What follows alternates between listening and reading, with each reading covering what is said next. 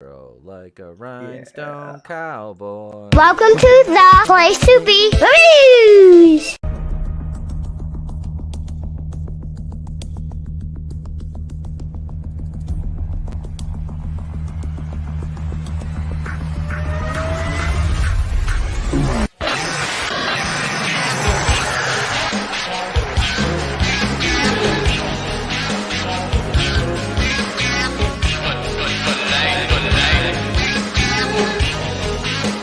The following announcement has been paid for by the New World Order.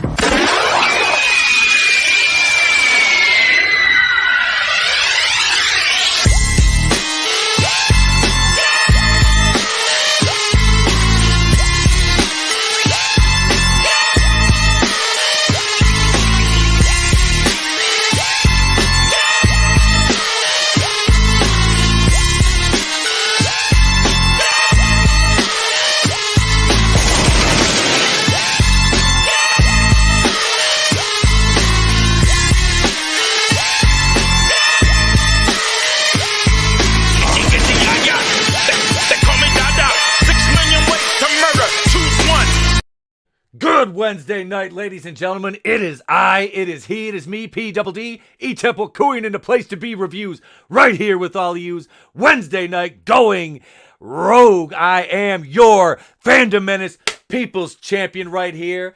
And boy, do we have a great show for you this evening. We've been teasing this episode for a couple weeks now. We're ready to talk some Friday the 13th later on. We got some other stuff to get to. Let me bring in my co-host with the most. Ladies and gentlemen, Mr. Tony Tone Deaf of the Clown World Review.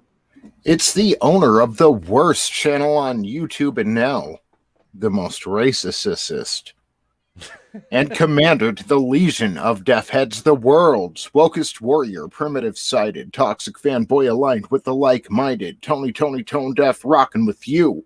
Going in rogue, the place to be reviews. What's up, everybody out there in the chat? The esteemed panel tonight. The pleasure is all mine. I'm looking forward to a great show. Let's get it cracking. Let's have a clean show, huh? Language.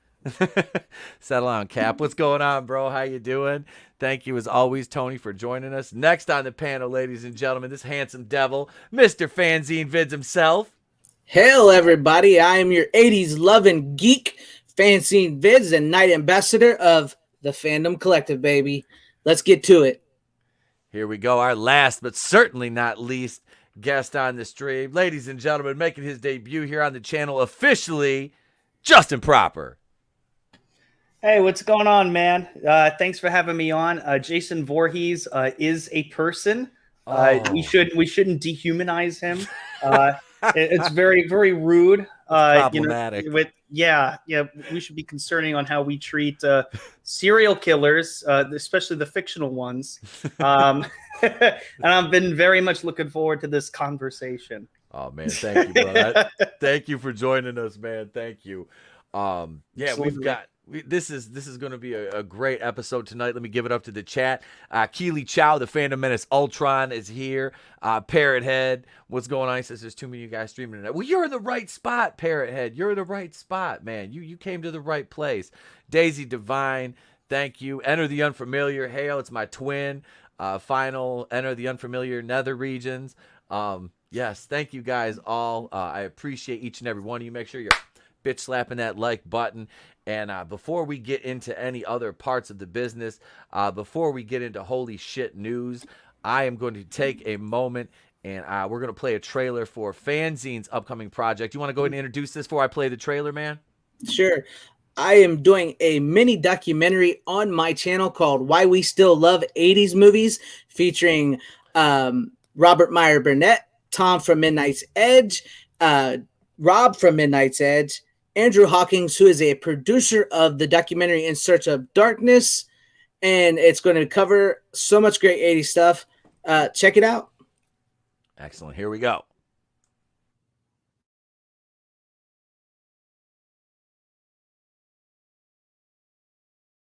I mean, the 80s means everything to me. I mean, the 80s is when I grew up. It's what formed me. Gosh, I mean... It's showtime.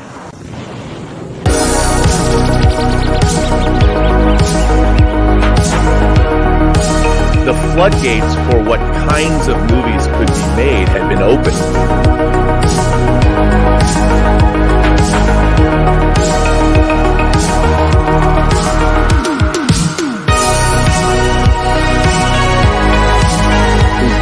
The end of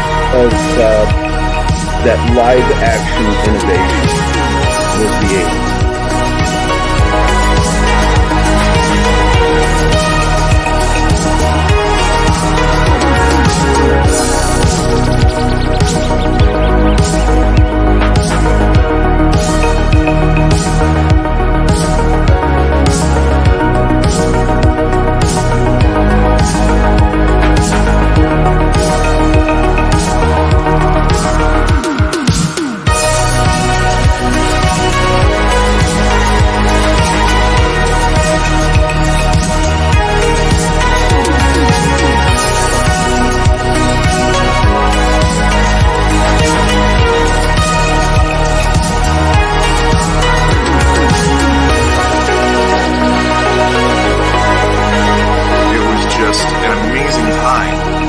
Cinema and for creators and for actors and everyone involved. The 80s were a blast.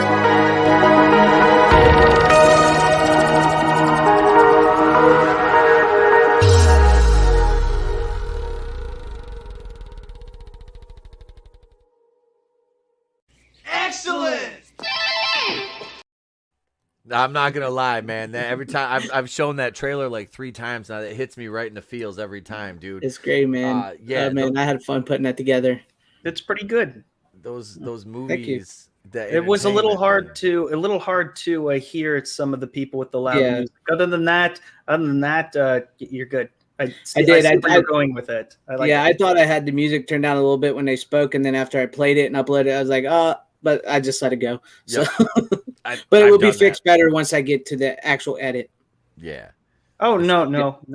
That's a trailer, man. It's all good. Yeah. It's all good. Like, but I agree with him. I did like there were some parts like with Gary, I could almost barely hear Gary, but I could still hear what he was saying. So. Oh yeah, it's all good. Yeah. Yeah, dude. That's But I really like the vibe that you're going for. Thank you. Yeah. Appreciate it. As someone who's seen a lot of those movies in the theater at release, I mean, I can't wait to watch that doc, dude. Yeah. But can I say, too, for as great as the 80s was and the roster of talent we had, so many became gatekeepers. You know, like we were talking a couple weeks ago, ETEP, about, you know, you've done certain things to make it and make a name for yourself and mark your legacy, and then you pull the ladder up so the generation after you can't climb the mountain, you know? Oh, dude, absolutely. Absolutely. Sarah Silverman, which not a great 80s example, but a perfect example of pulling the ladder up. You know, it's okay for you to make it so far, and then but, you know, not to bring any negative. It's just like I see, you know, like Tom Hanks in Big, and I'm like, man. Yeah. Boy, Tom Hanks is one that really hurt, too, because I'm such a fan of, like, The Burbs. Like, I've watched that movie. The Burbs, man. Ad nauseum with him and Bruce Dern and, God rest his soul, Rick Ducommun. Oh, my God. Rick Ducommun was another one in Little Monsters with Fred Savage? Oh, dude, just classic, just amazing. These offbeat movies that they used to make, and it's just such a testament to how Hollywood has shifted away from like wanting to entertain us as compared to wanting to preach to us, which is like not what we want. We just want to be entertained. Fred Savage was the shit. We all lived vicariously through Fred for a couple years there. Winnie, man. Why? Like you want an old guy to read a book to you? Is that what you mean? Every night. Where's Pop? Okay then. That's why I try now personally.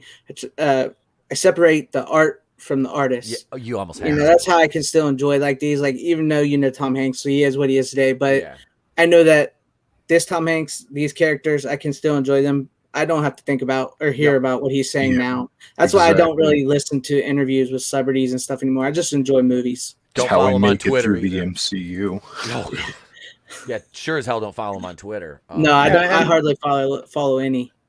And let's be No. clear, they're allowed to have their personal politics. Yeah. And Exactly. That's what what are we I'm- supposed to do? Say like, no, you can't say that on Twitter. No, like, no, Right. I just don't follow. I just like I love. you don't agree Seinfeld. with it. It's fine. Yeah. I don't a lot. Like I said, I love Jason Alexander as George Costanza. But I don't follow him on Twitter because I was like, to the point where their Okay. politics are affecting other people. Like we're talking about gatekeeping and pulling the ladder up yeah, to a point. You know, if they start affecting other people, I think it does kind of you know, we all have our opinion on how the world should be run, and that's fine. But to come up in an industry doing certain things and to turn around and say, okay, now it's not okay now that we know better and you can't do these things, you know, yeah. it's kind of I don't know, cheap.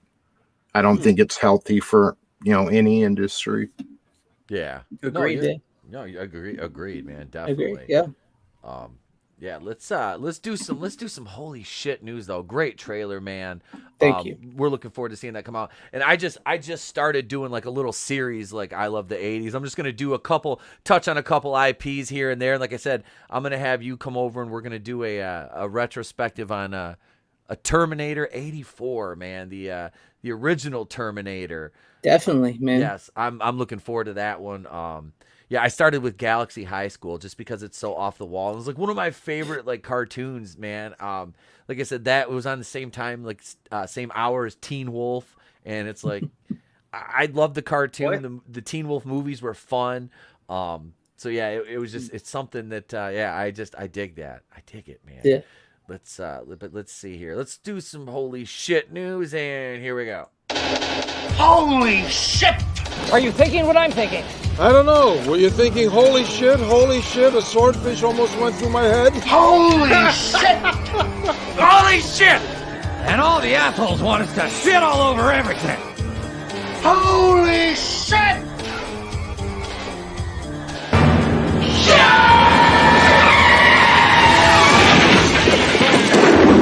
Where's the Tylenol?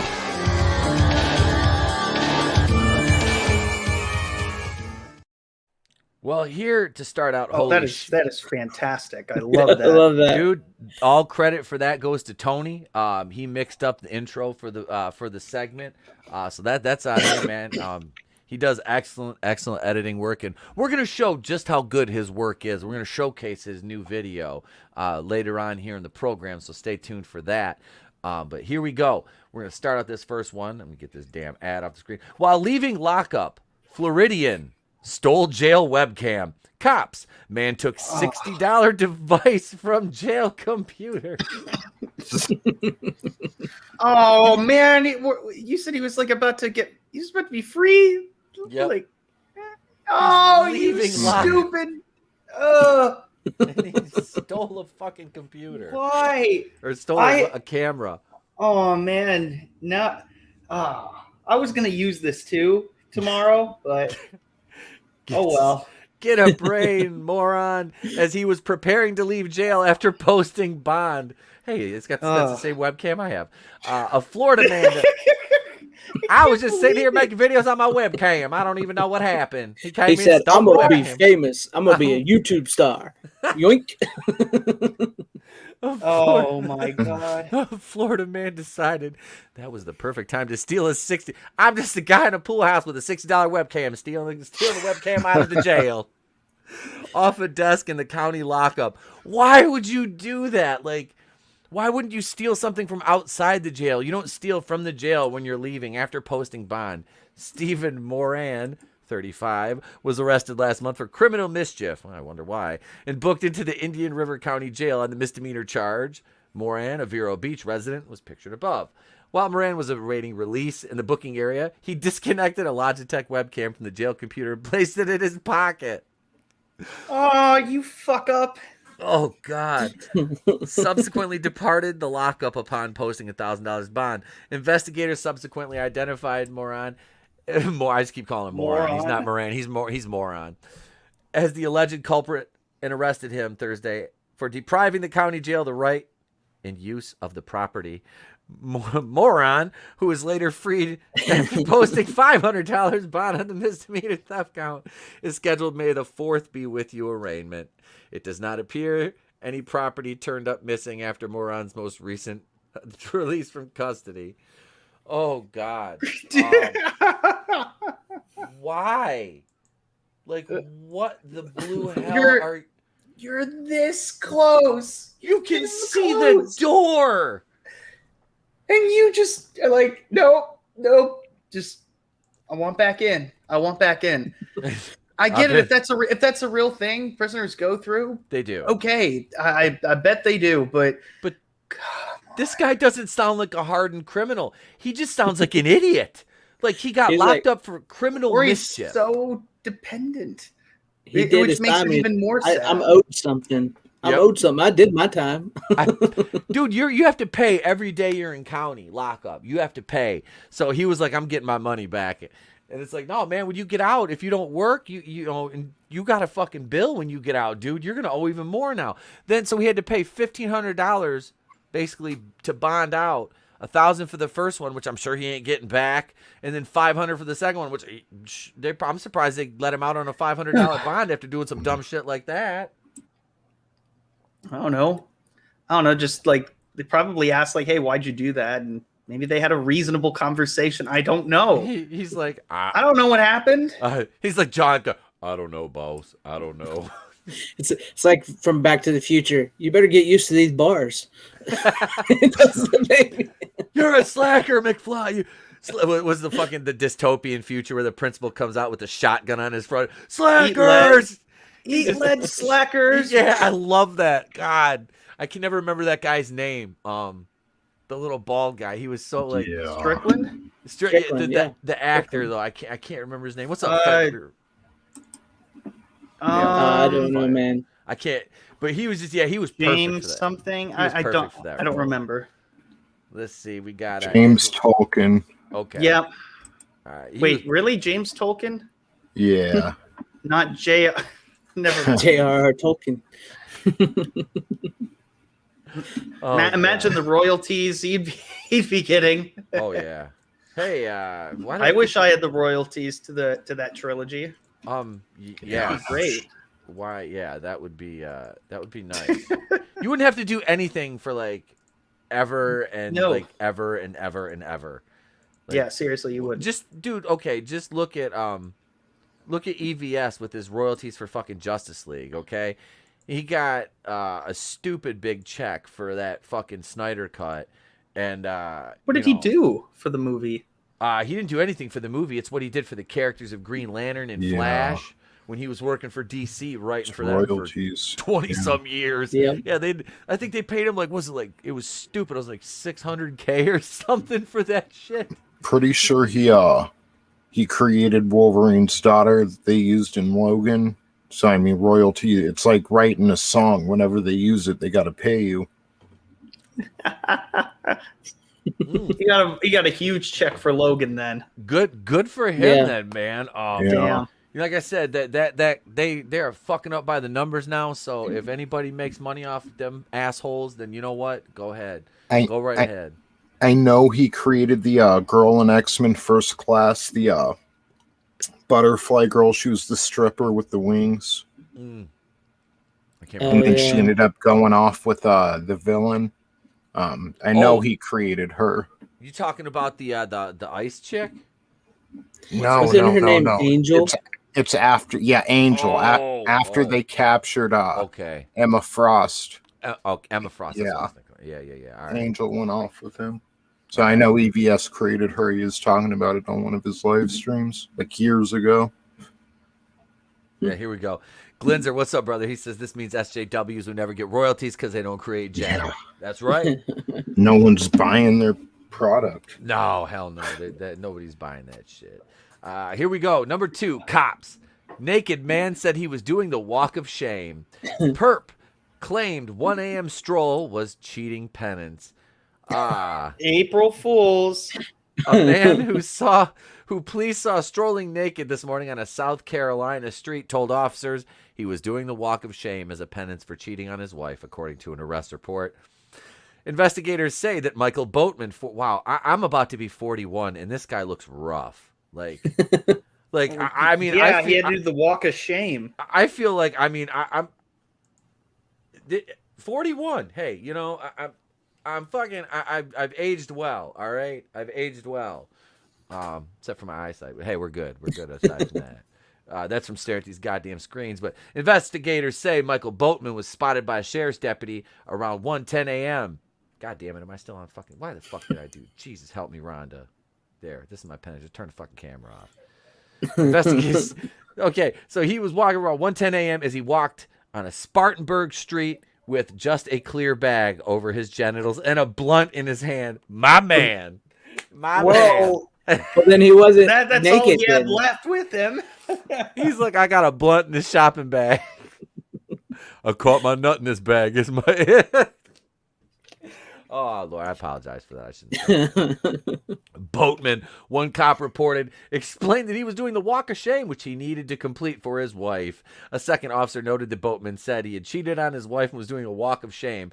Boatman also reportedly referenced Adam and Eve from the Bible, stating he was willing to go to jail for his acts. Two Spartanburg County Sheriff's Office deputies noted that Boatman, a Spartanburg resident, admitted to earlier taking meth.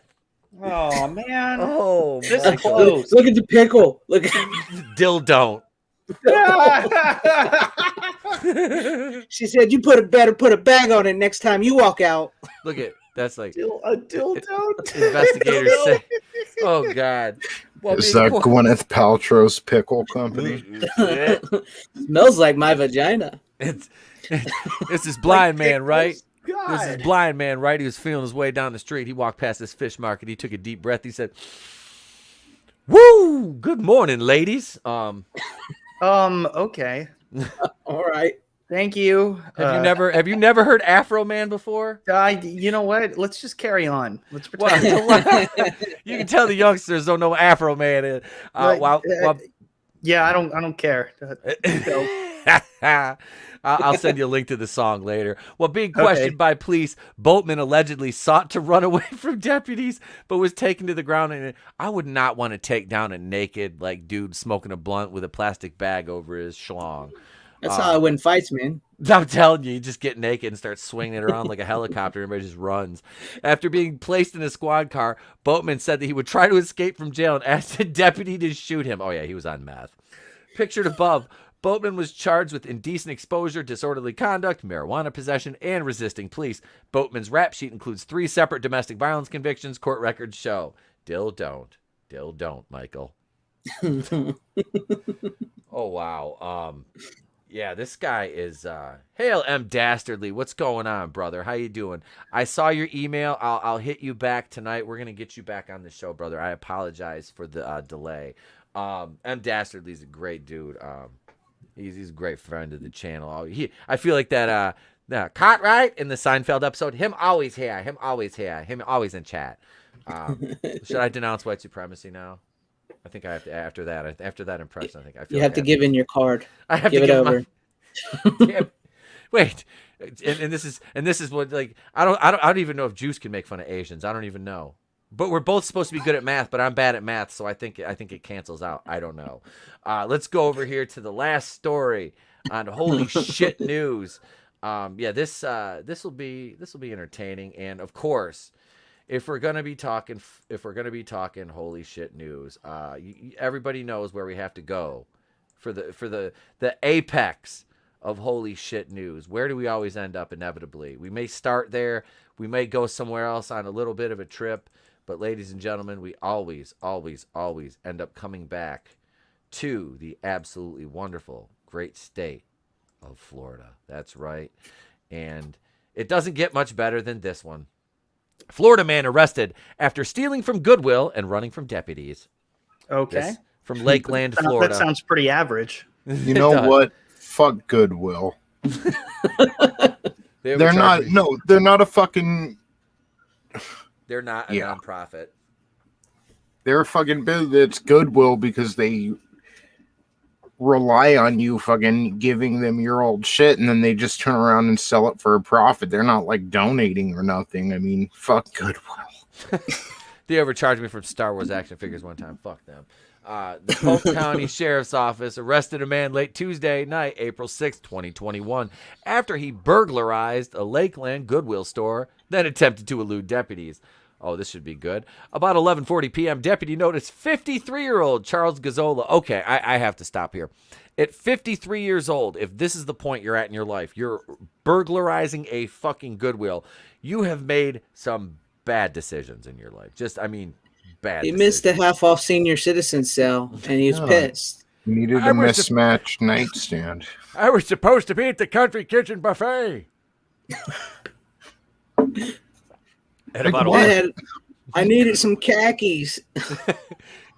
I got a polo and some kahaki pants. Wait, what the fuck did you say, Rick? Some Trailer Park Boys. Like, go to Dollar Tree. Why a Goodwill? Like, if we're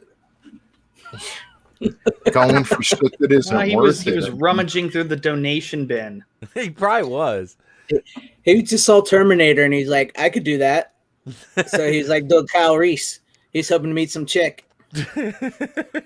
He's out back just looking around, waiting for somebody to show up. Oh, let's see. Wait. Deputy noticed him arrive at the store in a silver 2008 Chrysler Town and Country. He's a classy thief.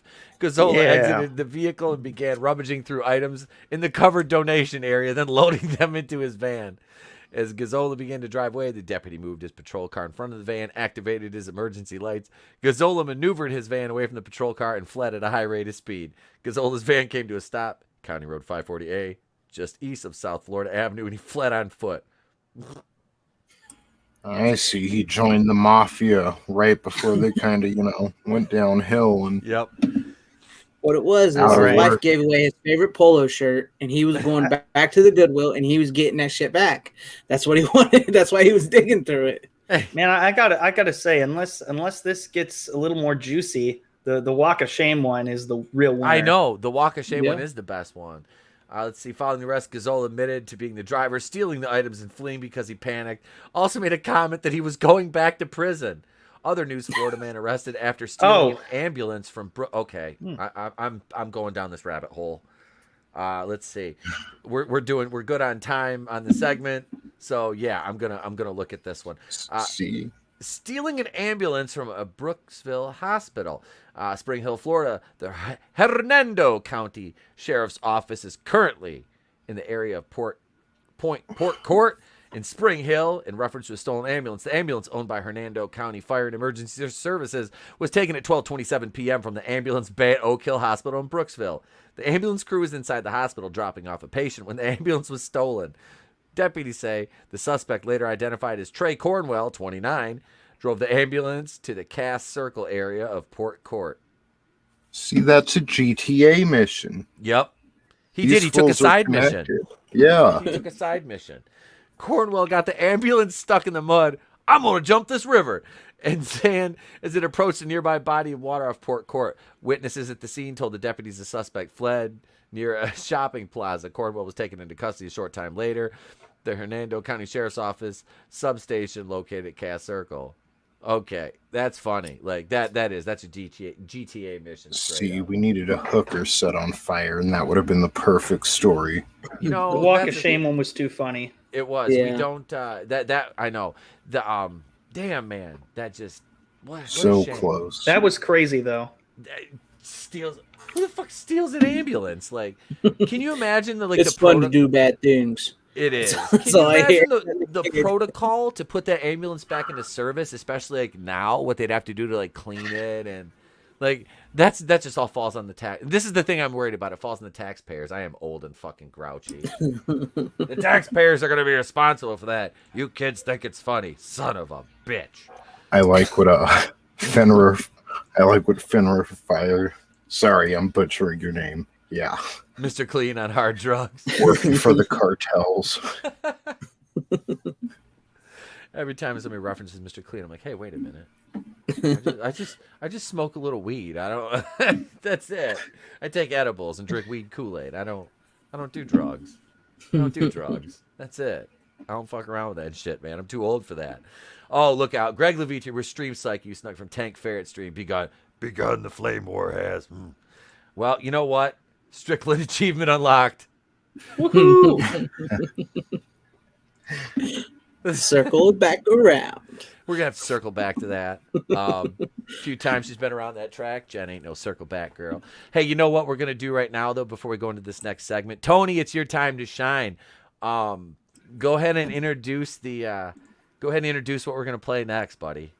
So, news broke recently that Disney is considering Wakanda Land at their parks, which I think is great. But my industry sources, came to me with a leaked video the other day, and I felt it was my journalistic, not just obligation, but my moral obligation to get this out to the world. So, yeah, what you're about to witness was dropped on me just a couple days ago, straight from Disney.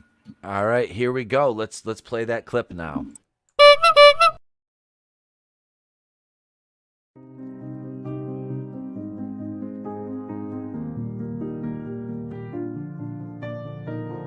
Do you ever look around at your continent and feel a little down?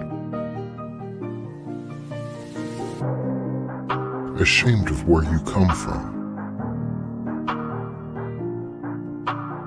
Do you ever see your parents offered up to a Libyan warlord from your cage and silently wish to yourself, reality can be whatever I want? My friends, are you simply hungry? Hi, I'm trans non-binary Disney CEO Bob JPEG, and I'm inviting you to experience the other side of reality. Relax, recuperate, and reinvent yourself at our newest and most diverse Walt Disney World Resort. When real life doesn't quite cut it, come experience our version of Africa. Introducing Wakanda Land. Book your reservation at Wakanda Land today and get a free 30-day trial to Lucasfilm writer Leslie Headland's new dating app, Wine and Dynasty. It's a sure thing every time. Available for download through the App Store or Google Play. I just want it to be known that I do not that I am aware. I am not affiliated with the Clown World Review. That's Disney, man. That was straight from Disney. Did you see that was trans non-binary CEO Bob Jacek? That's human penis. elitists. He looks like a human penis. I stand by my previous statement.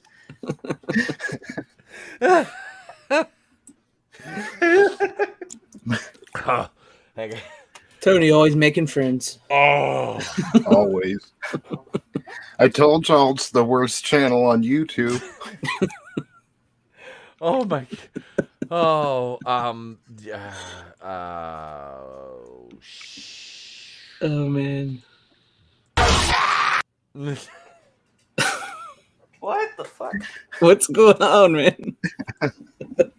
You okay, dude? E-Tap's been broken. I'm good. That's all right. Just, we're gonna look at articles. We're gonna go over this real quick here because I talked a little bit about speaking of human beings that look like penises. I talked about Joss Whedon and he looks like discarded foreskin. Oh, I thought you were gonna say Ray Fisher looked like a penis. I'm like, well, no, okay. not Kryborg.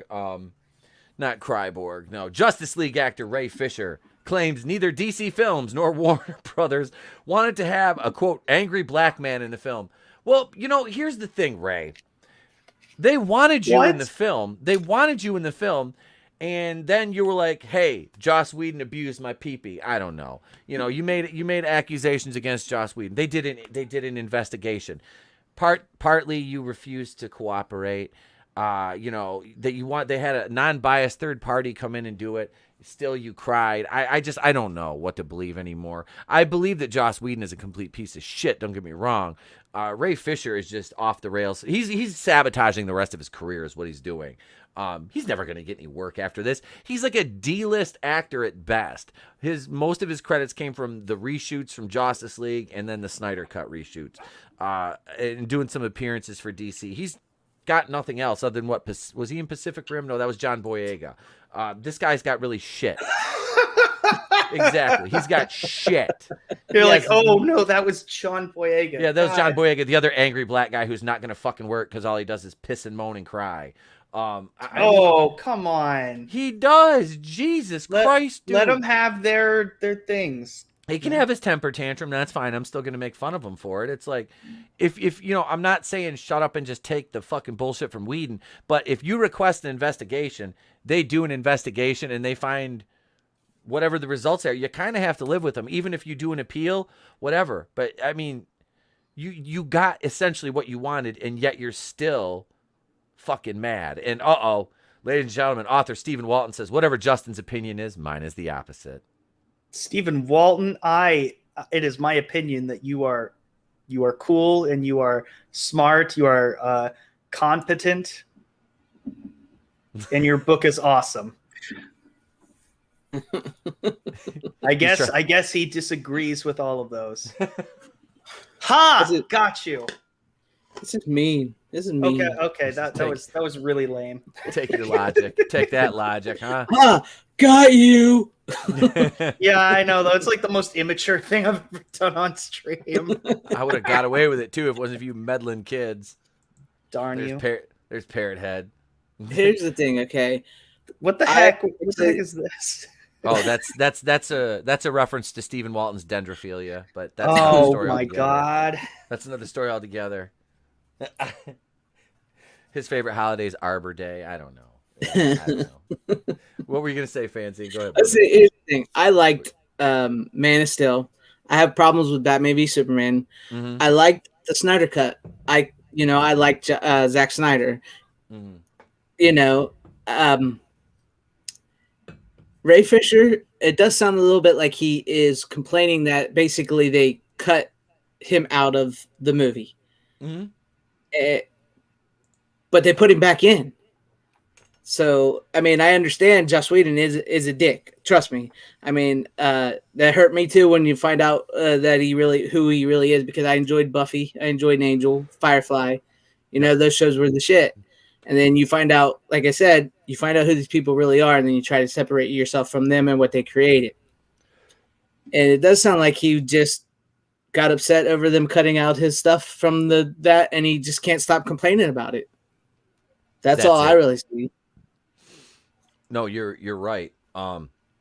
He did. He made his bed. You know, Ray Fisher made his bed. He got what he wanted, essentially. He got Parrot Head. You're absolutely right. Ray Fisher is a crybaby. He is. He was like the focal point of the Snyder Cut. You know, Cyborg was, you know, basically created by a mother box. And if I will say this, Mahler was right. And I said it in my video the other day. And I'm not saying that because I have anything to gain from it, because I fucking don't. But Mahler was right. You know, I enjoyed the Snyder Cut. Was it bloated? Yes. Do I generally care for Zack Snyder's work outside of DC? I do not. I'm not a fan of 300. I've never seen Sucker Punch.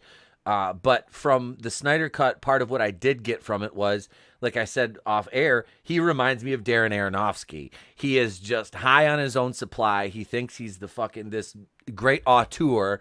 And it's like, dude, you put in fucking, like, how many slow motion scenes? How much garbage footage did you put back in that didn't need to be there? And the character motivations were askewed, to say the least. And I say this as somebody who enjoyed Man of Steel, Fanzine. I did. I own it. I own Man of Steel. I own Batman vs Superman. My mother-in-law bought my son a copy of Justice League last year. You know, if he wants to watch one of them, I'll watch with him. I don't care. I don't think that Zack Snyder quite grasps who Superman really is and what he represents. I do respect his attempt at the vision of him, though, and I love Henry Cavill as Superman. Here's what I think. I do believe that Zack Snyder knows who Superman is, but I believe that he is this is where it gets me with, because I'm a Superman fan. That's my number one hero right there. Okay. Is that I do believe he knows who Superman is. He does get him, but he's a bigger fan of, say, Batman or Wonder Woman, so he kind of puts him to the wayside. And plus, you have to go into the fact that there was studio meddling Oh, the whole time. The whole yeah. time. Yeah. Like with Batman v Superman, Wonder Woman was actually not supposed to be in the movie. He did not want it. He wanted it to be more focused on Superman and Batman, but then the studio got involved and they wanted to play Marvel catch up. So you get all this hodgepodge of thing like Batman because he wanted to make this dark gritty Batman, and then he has to put in Wonder Woman, and then Superman kind of gets left at the wayside, and he tried to do something different. It didn't work all the time, you know. No, it really didn't, and that's the thing. Batman is like Zack Snyder's vision of Batman. I like. I do because I like Batfleck. This is going to be unpopular, but I like Affleck better than I like Christian Bale, and I only think that 2 out of the 3 Nolan movies were good. I think the third one was hot garbage and it was a mess. But I like Affleck better. I think he's a better Bruce Wayne. I don't know. It's some of what Snyder does. I like it in the DCEU, but I wouldn't want to see Zack Snyder do Shazam or Aquaman. Oh, no. You know, Zack Snyder specializes in the dark areas. That's why he could do Watchmen and 300 so well. Watchmen was good. I did like Watchmen. I've seen it like 2 or 3 times. I did like Watchmen. Here's something controversial for all of you guys. Technically, the Batman we've been getting since Michael Keaton, which I love Michael Keaton's Batman, I love Christian Bale's Batman, and Batfleck is great as Batman. Technically, those still are not Batman because every single one of those have been based off of Frank Miller's Elseworld tale of Batman, The Dark Knight Returns, which is about an older, grizzled, darker Batman who's more nihilistic. Mm-hmm. So you still haven't quite got Batman as he was originally intended, but that story was just so great, so impactful in the 80s that it inspired all these versions of Batman that we have now. Yeah, the later after Burton left, was it Batman and Robin, Batman Forever? Yeah, those they tried to. That's a whole different story. That's way out there. But no, I definitely Keaton. I would like to see Keaton. I don't want to see him come back and necessarily play Batman unless he's playing the Thomas Wayne Batman from the multiverse. That I think would be solid gold if you had Keaton doing that. But let me jump into this article here. Cyborg actor Ray Fisher has revealed that neither DC Films nor Warner Brothers Pictures wanted to have a quote angry black man in the center of Joss Whedon's take on Justice League. For those of you who have already watched Zack Snyder's vastly superior cut of Justice League, you may have noticed that Cyborg was not only the most fleshed out hero in the movie, but from a storytelling standpoint, also one of the film's most important characters. Whedon's Justice League, however, relegated Fisher's character to a few punchlines, a familiar catchphrase, and a happy ending that didn't even feel earned, which is the complete opposite of what Snyder had in mind for the newcomer superhero. As it turns out, the role of Cyborg in 2017's Justice League was severely affected by a decision made by DC Films and Warner Brothers, who complained that Snyder's brooding take on the DC superhero didn't fit their standards. In a recent interview from The Hollywood Reporter, Fisher revealed that Justice League producer Jeff Johns told him that Cyborg only smiled twice in the movie and noted these brief moments of happiness were rather problematic. To make matters even worse, Fisher also mentioned that the decision to have Cyborg's role reduced in the Justice League was made by then DC Films co-chairman John Berg and Warner Brothers studio chief Toby Emmerich. The reason neither Berg nor Emmerich wanted to have, quote, an angry black man at the center of Justice League. We'll stop right there for a second. So what do you guys think of this so far? What do you think of his take? I just think he was upset that they cut him out, really, honestly. I just think that's all it boils down to. Was he probably mistreated by Joss Whedon and definitely Toby Emmerich? Probably. He probably was. They probably threatened him a few times. And, that'll piss you off. That really will piss you off. But at the end of the day, sometimes you just got to let it go. Yeah. Yeah, you're right, man. J-Man says in Man of Steel, Superman is not Superman until the end. Then in Batman vs Superman, gets beat up and dies. In Zack Snyder's Justice League, he's hardly in it, fights for a few minutes. Zack doesn't like Superman. J-Man is he's one I would Fanzine. I'd like to have him on with you in the future to talk about this. Yeah. I think that would be and Tony and I would probably just sit back and listen to you two go on that one. Don't get me wrong. I mean, I think Henry Cavill is a great Superman. Yeah. Like I said, I like Man of Steel. I have problems with basically my biggest problems with Batman v Superman is the treatment of Superman and the Superman characters, like killing Jimmy Olsen off in the beginning of the movie. That upset me, and how Superman is basically sidelined in favor of Batman and stuff like that. Don't get me wrong, because I like Zack Snyder. I like his movies. I do like some of his style. The slow motion can get annoying, but I agree. I think the thing is that he does get Superman, but he's not a fan. He's a fan of the darker heroes, so those get bumped up over. Like take for instance, Cyborg. How much darker his character is in his version of the Snyder Cut, and he wouldn't even say, they didn't want him to say "booyah," which the character's been saying "booyah" for like 20 years. Yes. Yeah, I was laughing when somebody said something about that on Twitter, that being racist. I'm like, that's literally like he says that all the like I watch Teen Titans Go like with my kid, and it's like that and like the older cartoons. He always that's his thing. Booyah is his fucking catchphrase. So why is it quote problematic now? Because it's you're making a black guy say booyah. Like he's a black guy, he's a punchline. That's all it has. That's like he's the centerpiece of this fucking movie. Like this cut of it, he is like Cyborg is the epicenter in this, which is I didn't even understand why he was in the Justice League in the first place. Well, that was like because DC around the time it was actually being made was like 2017, the original when it was all being filmed. Yep. I think they had just revamped their Justice League lineup and they added Cyborg. They like took out Martian Manhunter and added in Cyborg in his place. So I think they were going with that. I wanted Martian Manhunter or a real Green Lantern. Yeah. Why the fuck haven't we got Jon Stewart yet? And I don't mean my Jewish brethren from the Daily Show. I mean Jon Stewart, the Green Lantern. Dude, that's what pisses me off, that we're getting a third Harley Quinn movie. Yes. Like, guys, can we get serious? Like they have How many Harley Quinn movies have there been? One.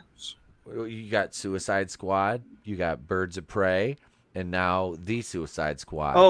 Third one with Harley Quinn. Yeah, okay. Which basically she ends up being the centerpiece in most of them, because it's like, who else is gonna chew up the scenery other than Margot Robbie in that ass? I mean, that's basically. but really, I'm being facetious, but I mean, I'm serious. Look at, Birds of Prey was supposed to be. Was it Birds of Prey or was it Harley Quinn? And it's fuck it, it's just gonna be Harley Quinn. Why? And the same thing with Suicide Squad. It was like, they didn't want to make her the centerpiece, but they wanted to make her the aesthetic centerpiece. Suicide Squad kind of boiled down to Will Smith and Margot Robbie. I hated Suicide Squad. I hated it.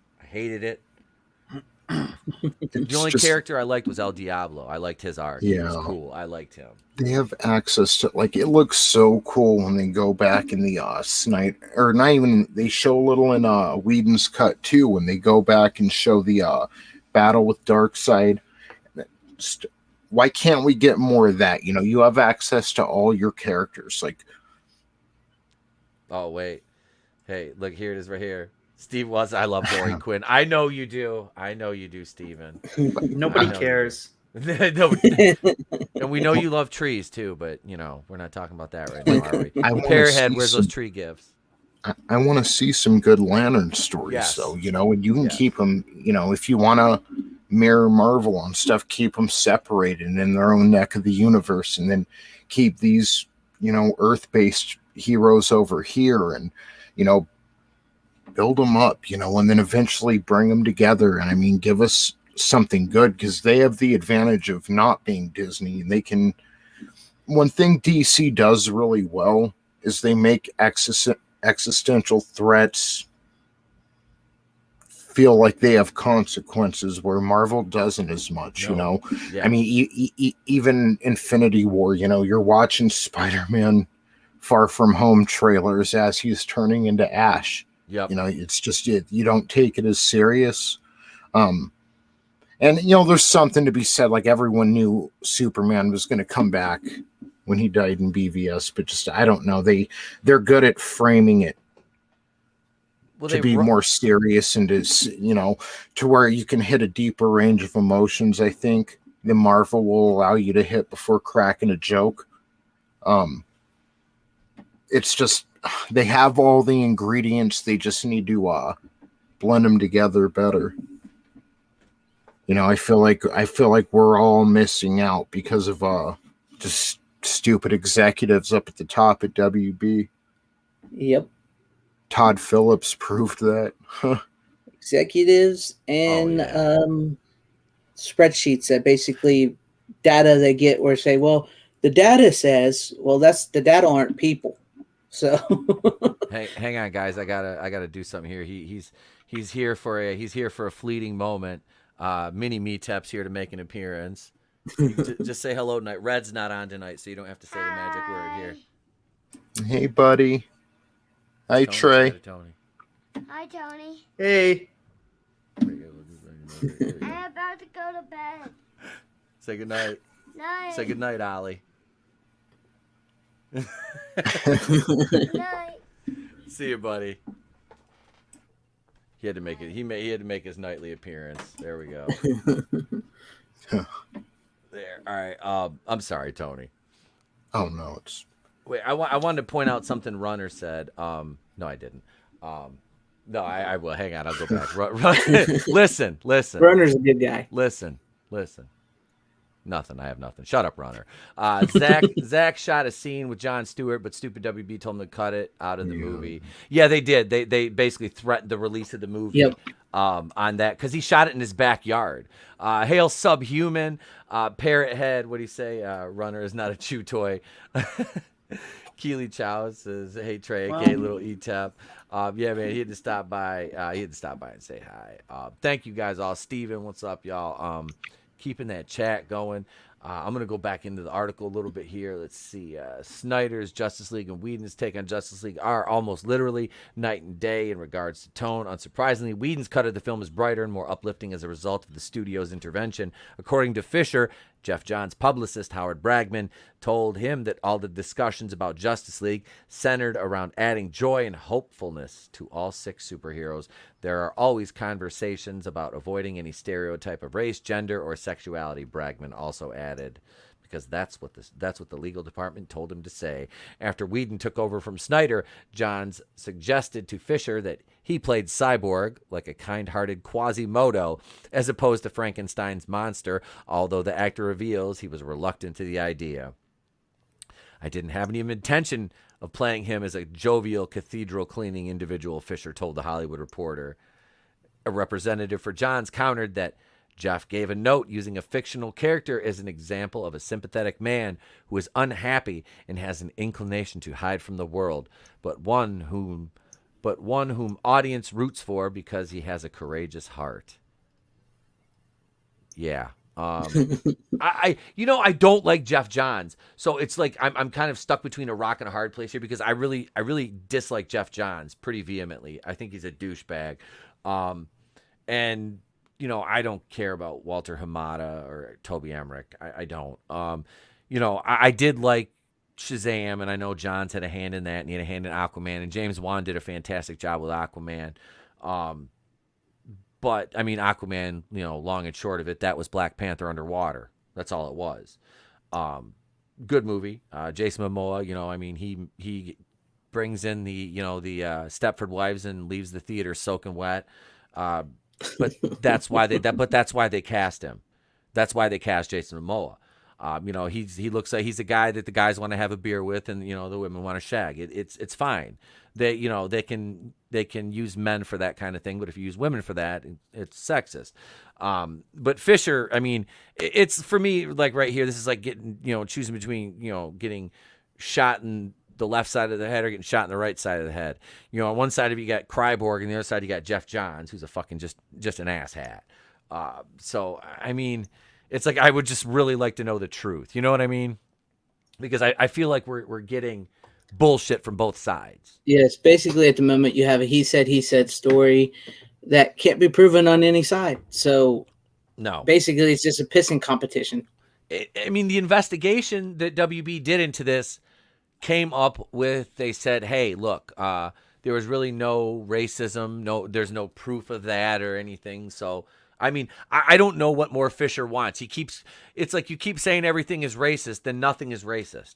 Do you know what I'm saying? I mean, it's like, what was racist about him? You know, I don't. And like I said, I don't want to seem like I'm siding with Jeff Johns either.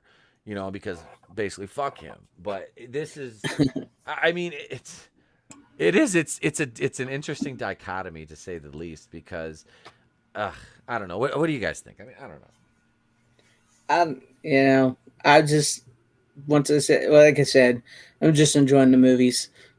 You know, yeah, I'm just enjoying the movies. I really do. You know, all this infighting and stuff and all that. It's just like I'm tired of hearing it. You know what I mean? It's just like, give it a rest already. Just let us enjoy what we have.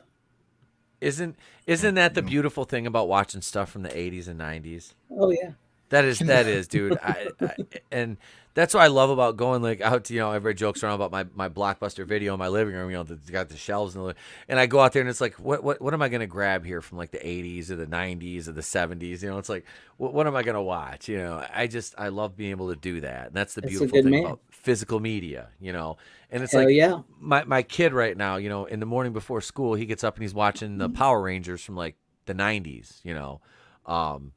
And, you know, he's watching the 80s cartoons with me and stuff like that, you know, the 1980s Spider-Man, you know. So it's like you can bring this generation up and they don't have to realize that most of the new entertainment is shite, you know. They don't have to, you know. You can still show them there's good entertainment out there, and that's why physical media is important. 100%. Let's see. This is when things take a turn for the worse, as Fisher took offense to the fact that Johns wanted the black character to act a certain way without taking advice from the actor himself, who is a black man. I hadn't noticed. While Johns has written Cyborg during his New 52 Justice League run, Fisher believed the character for the comic book is different than writing for a character in the movie, especially if it is a white man, basically a white man writing for a black character. Jesus. Go ahead.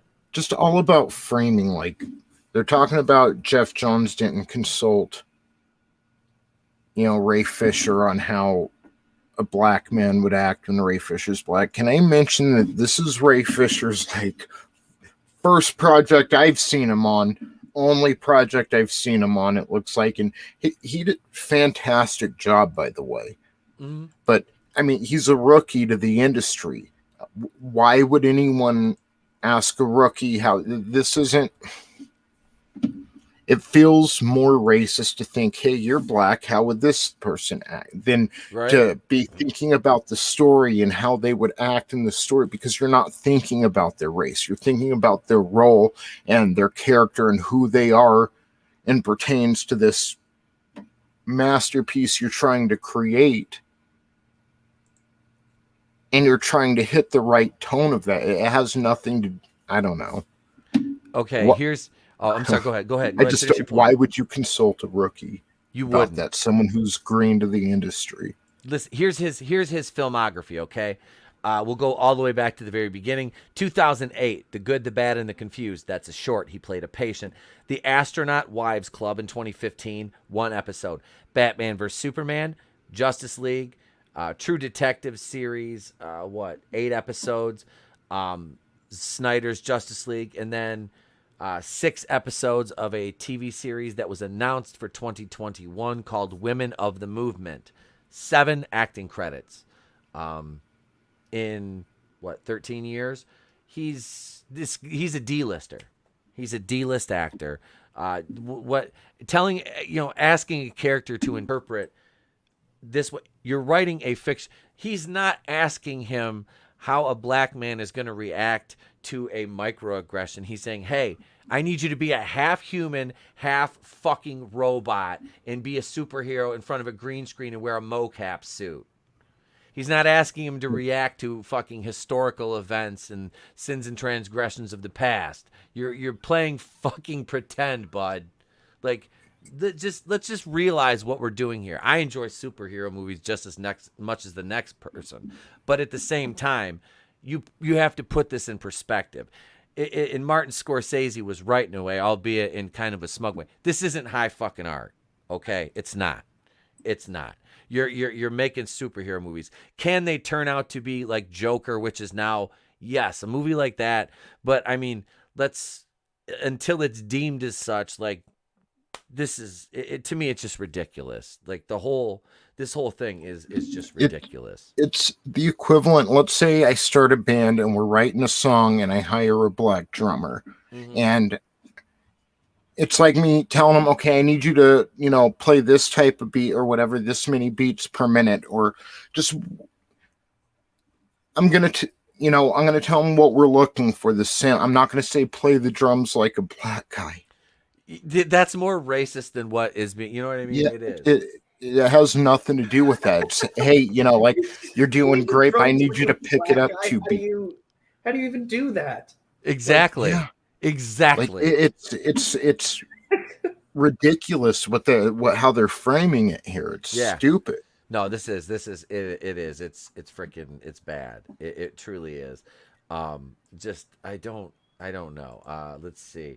According to John's representative, Howard Bragman, Fisher knew that Johns had evolved traditionally all white DC properties like Shazam, Justice Society of America, and others into diverse groups of heroes during his tenure as a writer for DC. It doesn't stop there, though, since Fisher also mentioned the tensions arose when the studio required him to say "booyah" is one of the reshoots for Justice League. Of course, he cried about that, and we know fucking Cyborg says it.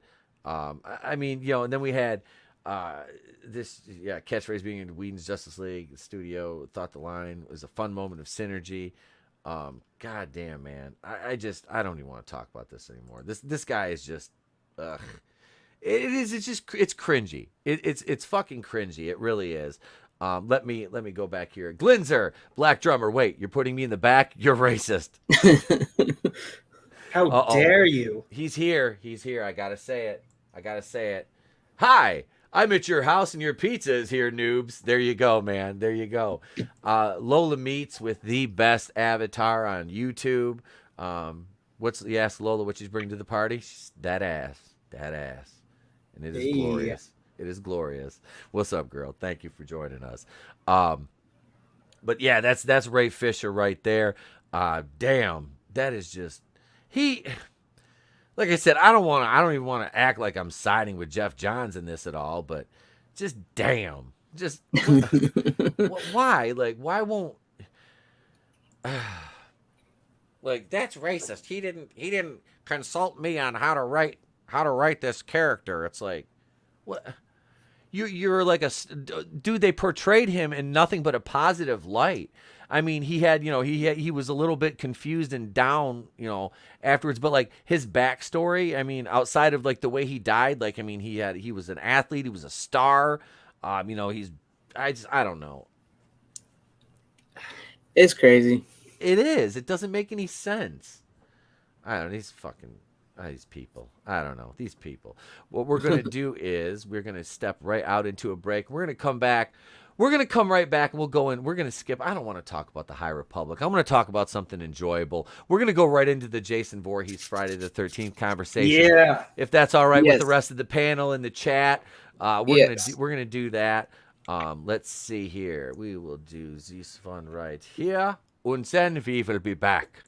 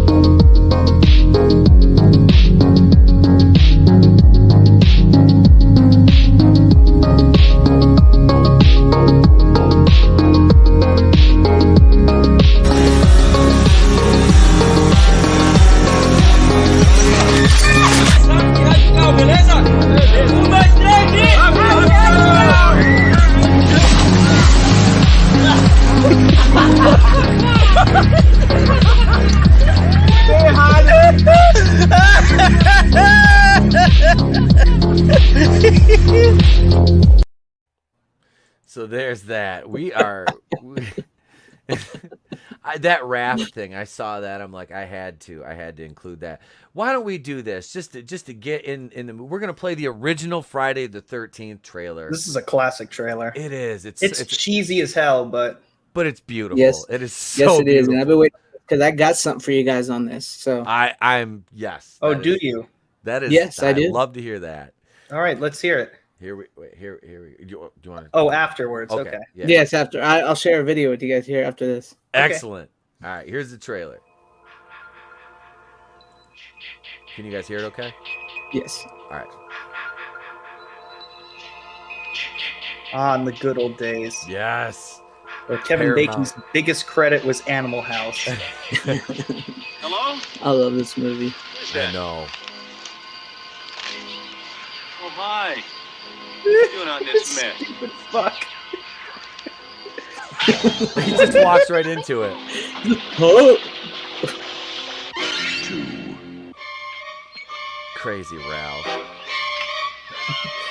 There's a death curse. 3.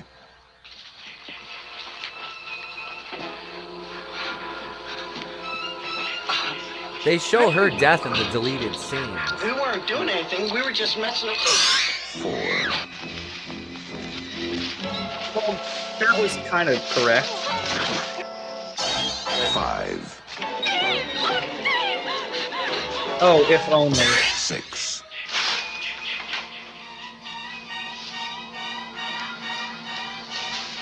That's the same. Imagination.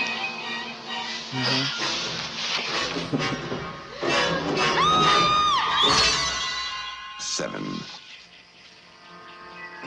He'll fuck up his Dolphins jersey. Good. Fucking Ned. 8. I love the window throw-ins. Those are always great. Yeah. They gave away all the kills, pretty much. Yep. 10. Oh, if only. Now I gotta cut loose. Why did they have to show this? 11. Yeah, they spoiled the whole movie. They did, really. Friday, the 13th. You may only see it once, but that will be enough. Yeah, and then afterwards, we'll never want to watch it again. Friday, the 13th.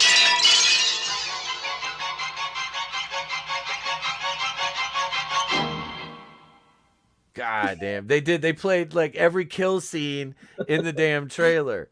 Oh man. But that they did the same thing in the second movie. It's just like we're showing you everything before, so come to this movie and you'll get to see it all in its glory. It's basically what the trailer is. Yeah. That's it. But it's so good. It is. I love it, dude. That guy's voice, like I remember seeing those like trailers for horror movies like Nightmare on Elm Street and the Friday the 13th as a kid on TV, and you're just like that voice come on. It's like you just freeze. Yeah, it was him, and it kind of reminded me of the guy who did the Jaws trailer. Yeah, a little bit with the deep voice. Yeah, always in a world. In a world. No, not him. They're not the same. I know, but I just love that. Yep. Oh no, that was not this guy.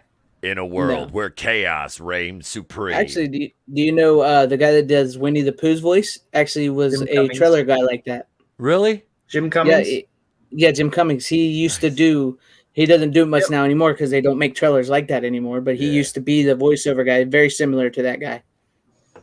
Yeah, I mentioned he got some work. I kind of wish they would do trailers like that again. Like, why not at this point? You know what I mean? Like, it's not like it would cost more production-wise to make a trailer that way. You're just paying somebody to do fucking voiceover work. You're still cutting it together the same way, you know? Yeah. But now they got to show off the fancy CGI and big budget they spent. Well, it's like the audience doesn't know already. You know, it's like, okay, so the audience basically like they're like, why don't we explain it to you like you're 5? Like that's basically what they do with us now. It's like they're flashing lights and big shiny green screens. I'm there, you know. I mean, yeah, but I don't know anything about the damn movie. Yeah. Just like, this looks kind of cool, but I want to know what the context is. Give me something. Oh, You know? Another monster says, "What's up, y'all? Relax. I'm here now. What's up, another monster?" All right. If Walton's in the chat, feel free to give him hell. What'd you have, Fanzine? You said you had a. Did you have a video? So, like, you think that Jason is a zombie, right? Me, I lean more towards that side of things. Yes. And Justin, you think that he's a human being? Well, we have to frame it. We have to. I think we frame it up exactly what we're referring to. So, we are not arguing whether or not Jason is a human throughout the entire series. We both agree that before at some point in Jason's life he was a person, and then later in life he became a zombie, or afterlife, I guess. He became a zombie, and we are kind of figuring out at what point did he become a zombie. I think that's the real that's the crux of the issue here. Okay. When did he become a zombie? I know a lot of people don't like. And J-Man, that's exactly where I stand. Okay. I know a lot of people do not like Jason Goes to Hell. I know a lot of people don't like that movie. I for one, I do like that movie for other reasons, but I know the director of Jason Goes to Hell, Adam Marcus. I've had him on my channel. He explains what he thinks Jason is. So I have that. I want to hear what you guys think about it. Okay. I'm going to share it. Yeah. Let me get my absolutely. thing up here. You got to bear with me because my internet can act up a little bit. So share screen, share audio. All right, here we go. Just added to it, and ETEP just added to there. I did. Do you see it yet? It's circling. Okay. That's why I say you got to bear with me. My internet can go very slow, so I'm hoping that it it loads up for us. If not, I'll give you the. Okay, you ready? Yeah. Wait. Tell me if you guys can hear this. Sean Cunningham's first movie. You can hear it. It's about a mother and her grief. That's what the film's about. Okay. So if this woman would do anything to have her dear Jason back, wouldn't she turn to the dark arts? Like, wouldn't she? She was out of her mind. She wouldn't go to the devil. This woman who would murder all these people? Of course she would. So how much more interesting is it if this woman gets her hands on the Necronomicon? By the way, you know, the book is the Book of the Dead from the Evil Dead movies because Sam Raimi gave me the book, right? He gave me that book in a Ziploc bag, by the way, on the set of Army of Darkness. But here's the thing. It's not the same damn Necronomicon from the actual Evil Dead franchise. There's a lot of Necronomicons. I love that people are like, there's only one. No, there's not. That's not true. Even in H.P. Lovecraft lore, that's not true. It's all bullshit. Yeah. So she got her hands on a Book of the Dead wrapped in the skin of an innocent soul. That's the face on the cover. And she read from it. Now imagine if this little boy who is stuck at the bottom of this lake for 30 years suddenly wakes up in the dark, covered in the bramble and the pond scum of Crystal Lake. And he doesn't move. He doesn't know where he is. He's terrified. Remember, this is a kid who was mentally challenged as well. Yeah. And one of the first things he sees as he rises to the surface is his mother at the edge of the lake. And then he sees someone cut his mother's head off. Well, that would inspire him to jump out of the lake and pull that woman down into the murky depths, wouldn't it? That would inspire him to crawl from the ooze of that lake. And by the way, if his mother had resurrected him with the Book of the Dead, then I believe him growing to be a full-size man out of his rage for vengeance. I buy all of that because now, and by the way, he doesn't have to be a Deadite. Everybody gets stuck on Deadite. There are Deadites, there are Revenants, there's all kinds of manner of evil creatures spoken of in the Book of the Dead.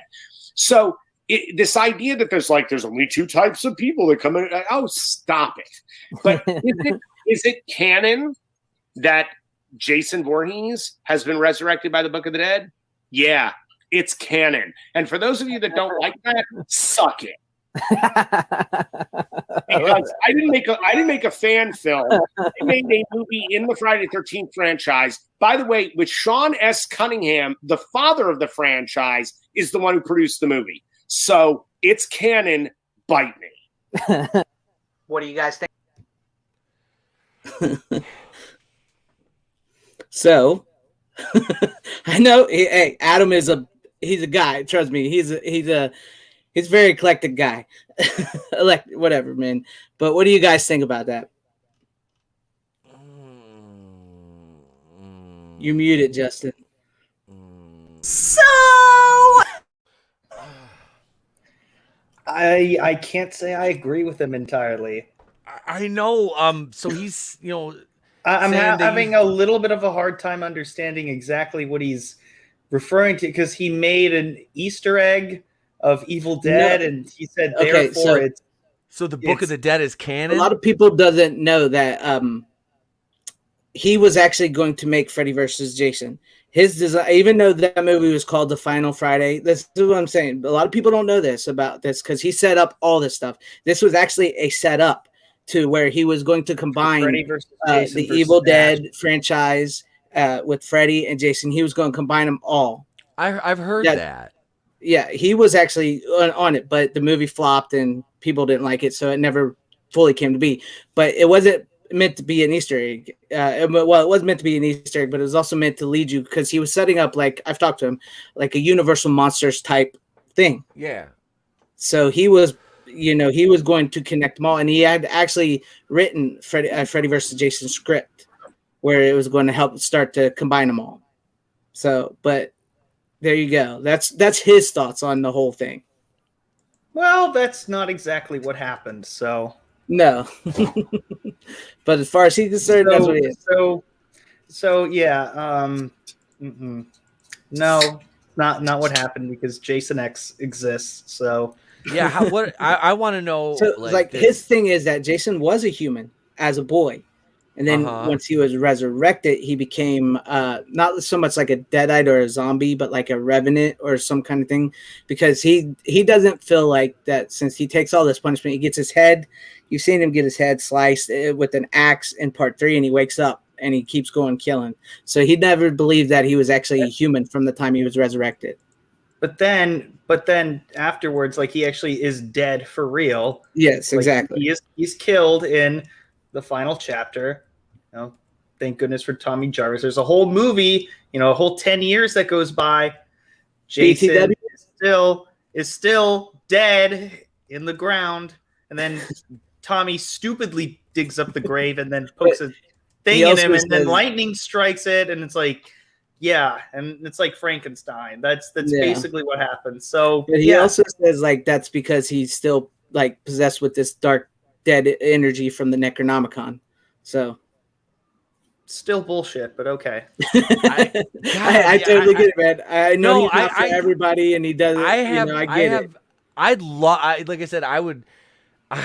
It's so difficult because you think one way about the franchise for so long, like so many years now, and it's like to hear that, and I'm like, is it though? Like, is he though? Is he really though? What was and this is this the guy who made Jason Goes to Hell? Who was that guy? That's him, right? That was him. That was Adam Marcus. He made Jason Goes to Hell. And I remember watching the extra features and hearing Cunningham talk about. He said he wanted to get rid of the damn mask. See, this is okay. I'm going to tell you guys right now. Sean Hess Cunningham is the man that wanted to get rid of the mask, not Adam. Yeah, that's what Sean said. Yeah, I mentioned that in one of my reviews, I think. But God, like, yes. No, see, I'm telling you right now. Okay, I've talked to Adam. He's actually making a documentary called "The Hearts of Darkness: The Making of the Final Friday," where he's going to reveal everything that went into the making of the movie, from the mask. Apparently, Sean S. Cunningham was a giant dickhead, and he's the one that told him he wanted the mask out of the movie. He said, whatever you do, get that damn mask out of the movie. Because he was only 26 years old when he made this movie, Adam was. Yeah. And he said, are you going to tell him that a 26-year-old first-time director, Sean S. Cunningham, who's been in the business for years, he's telling Sean Cunningham what he wants to do. Yeah, I'm around that kid's age. Yeah, no, I would not have a question. I would just be like, "Fuck yeah, I'm directing a Friday the 13th film." It was his very first movie. It was Like, his very first movie, and he was friends with Sean's son, and they went to film school together. And so he said that there was a lot of stuff he had planned that he was going to do, but Sean wouldn't let him do it. And he's saying that Sean for years has said that it's Adam who wanted the mask out. It was Adam who wanted Jason out of the movie. And Adam said, no, I was 26 years old. Do you really believe I could stand up to somebody as powerful as Sean S. Cunningham at that time? Because he had made the Jason movies, the House movies, and so many other stuff. So I'm just saying it wasn't Adam. And for those also for if you've watched Jason Goes to Hell where the Voorhees name is spelled wrong on the mailbox, which he's gotten a lot of shit for over the years. He recently discovered, he won't say why, because he wants you to buy his documentary, that it was not his fault. And it's a big, huge revelation. He said a lot of people are going to be apologizing to him when they find out exactly everything that happened and how that was misspelled. Do you mind if I chip in my 2 cents? No. Go ahead, Tony. I've been watching, it's been a bit since I've seen the Friday the 13th movies, but I grew up on them. I've watched them all several times. I like Jason Goes to Hell. I like Jason in Space. I like Jason in Brooklyn. Jason's probably my favorite, serial killer, I would say, out of, Michael Myers and Freddy Krueger. And I just want to see a damned soul beat a tree with a bitch in a sleeping bag. And I don't care about anything. I don't care if he's in my personal opinion, I think he's more than a zombie, but even after he comes back. But see, I'm with you, man. I do believe that he was personally. I do believe that he was resurrected by the Necronomicon. I do believe he was a human at one point. But I like Zombie Jason. I just think we're overcomplicating it a bit. Though. Yeah, and Jason Goes to Hell is part of the problem. Overcomplicating it. This is. You know what? And here's the thing. I don't have a problem with him saying this is what I intended, but that's not what has been shown on film. You can explain your intentions as much as you want. We can really just go based on what the films tell us, and the films tell us that the Evil Dead for the most part is not really a part of it, even though that was intended. Unfortunately, that's not what happened. And I don't even know if Freddy versus Jason had much involvement with him. Did it? I don't. No, he was okay. So originally, he was designed to set up this big sort of universe, which it didn't happen. You're right, none of it happened. I agree with you, man. There's some stuff I agree with Adam, some stuff I don't agree with Adam. But Tommy Jarvis was actually supposed to be in Jason Goes to Hell. The Steve character, the guy that stars in that movie, he was supposed to be Tommy Jarvis. But they wouldn't let him have Tommy Jarvis because of the way the rights. All this boils down to Sean S. Cunningham and the rights between Paramount. And Warner Brothers, because they own New Line Cinema. So when that was a fuck up on their part. Yeah, when New Line Cinema got the rights to Jason, they got the rights to certain aspects of Jason, the hockey mask, the machete, Jason, Camp Crystal Lake, but they didn't get the rights to his mom. They didn't get the rights to Tommy Jarvis, because those were all created by Paramount. So he didn't get to play with a lot of what he wanted to play with in that movie. And his follow-up was to be Freddy versus Jason, is that Jason and Freddy are in hell together and they won't stop fighting. It's hell is getting actually sick and tired of Freddy versus Jason in hell. So they say they're going to send them back to Earth, and whoever can kill the unkillable will get to live free on Earth forever, and the other one will be brought back down to hell. And the unkillable was Tommy Jarvis and Alice from A Nightmare on Elm Street Part 4 and 5. Whoever would kill, because they survived and they'd never been brought back. So whoever could kill their person could live on Earth and free reign to kill whoever the hell they want. Another one would have to be forced into hell. And so it was like going to be like a chase, like a whole like big thing of like bringing the franchises together and character driven, and make the killers more like sharks, like they were intended to in the originals. Like these sharks headed your way, designed to kill you. Not really trying to root for them, but you'd root for them. Oh yeah, that's the thing. And try to make it more about like the characters that you knew, so you had an attachment. Mm-hmm. So that would have been nice, wouldn't it? Yeah, it would have. Yeah, I could have got into that. See, I haven't seen the Evil Dead movies, like the second and third one, and I don't know how long. I don't even want to try to bring that into. You talk about that'll fuck everything up. That confuses everything. Bringing the universe together, Nightmare on Elm Street, Friday the 13th. Like I said, the Freddy vs. Jason movie, I enjoyed some of it. It was kind of fun because you wanted to see those two go head to head. Jason got all the blood, all the action. He did. He absolutely did. Freddy just sat I do back, like was that the movie, puppet but Freddy master. got shanked. Jason kicks Freddy's ass. Yes, he does. He decapitates. Kills everybody, and literally at the end, like, is holding his head, his severed head. Yeah, he wins. No chance. Freddy looked like a wimp. That's right.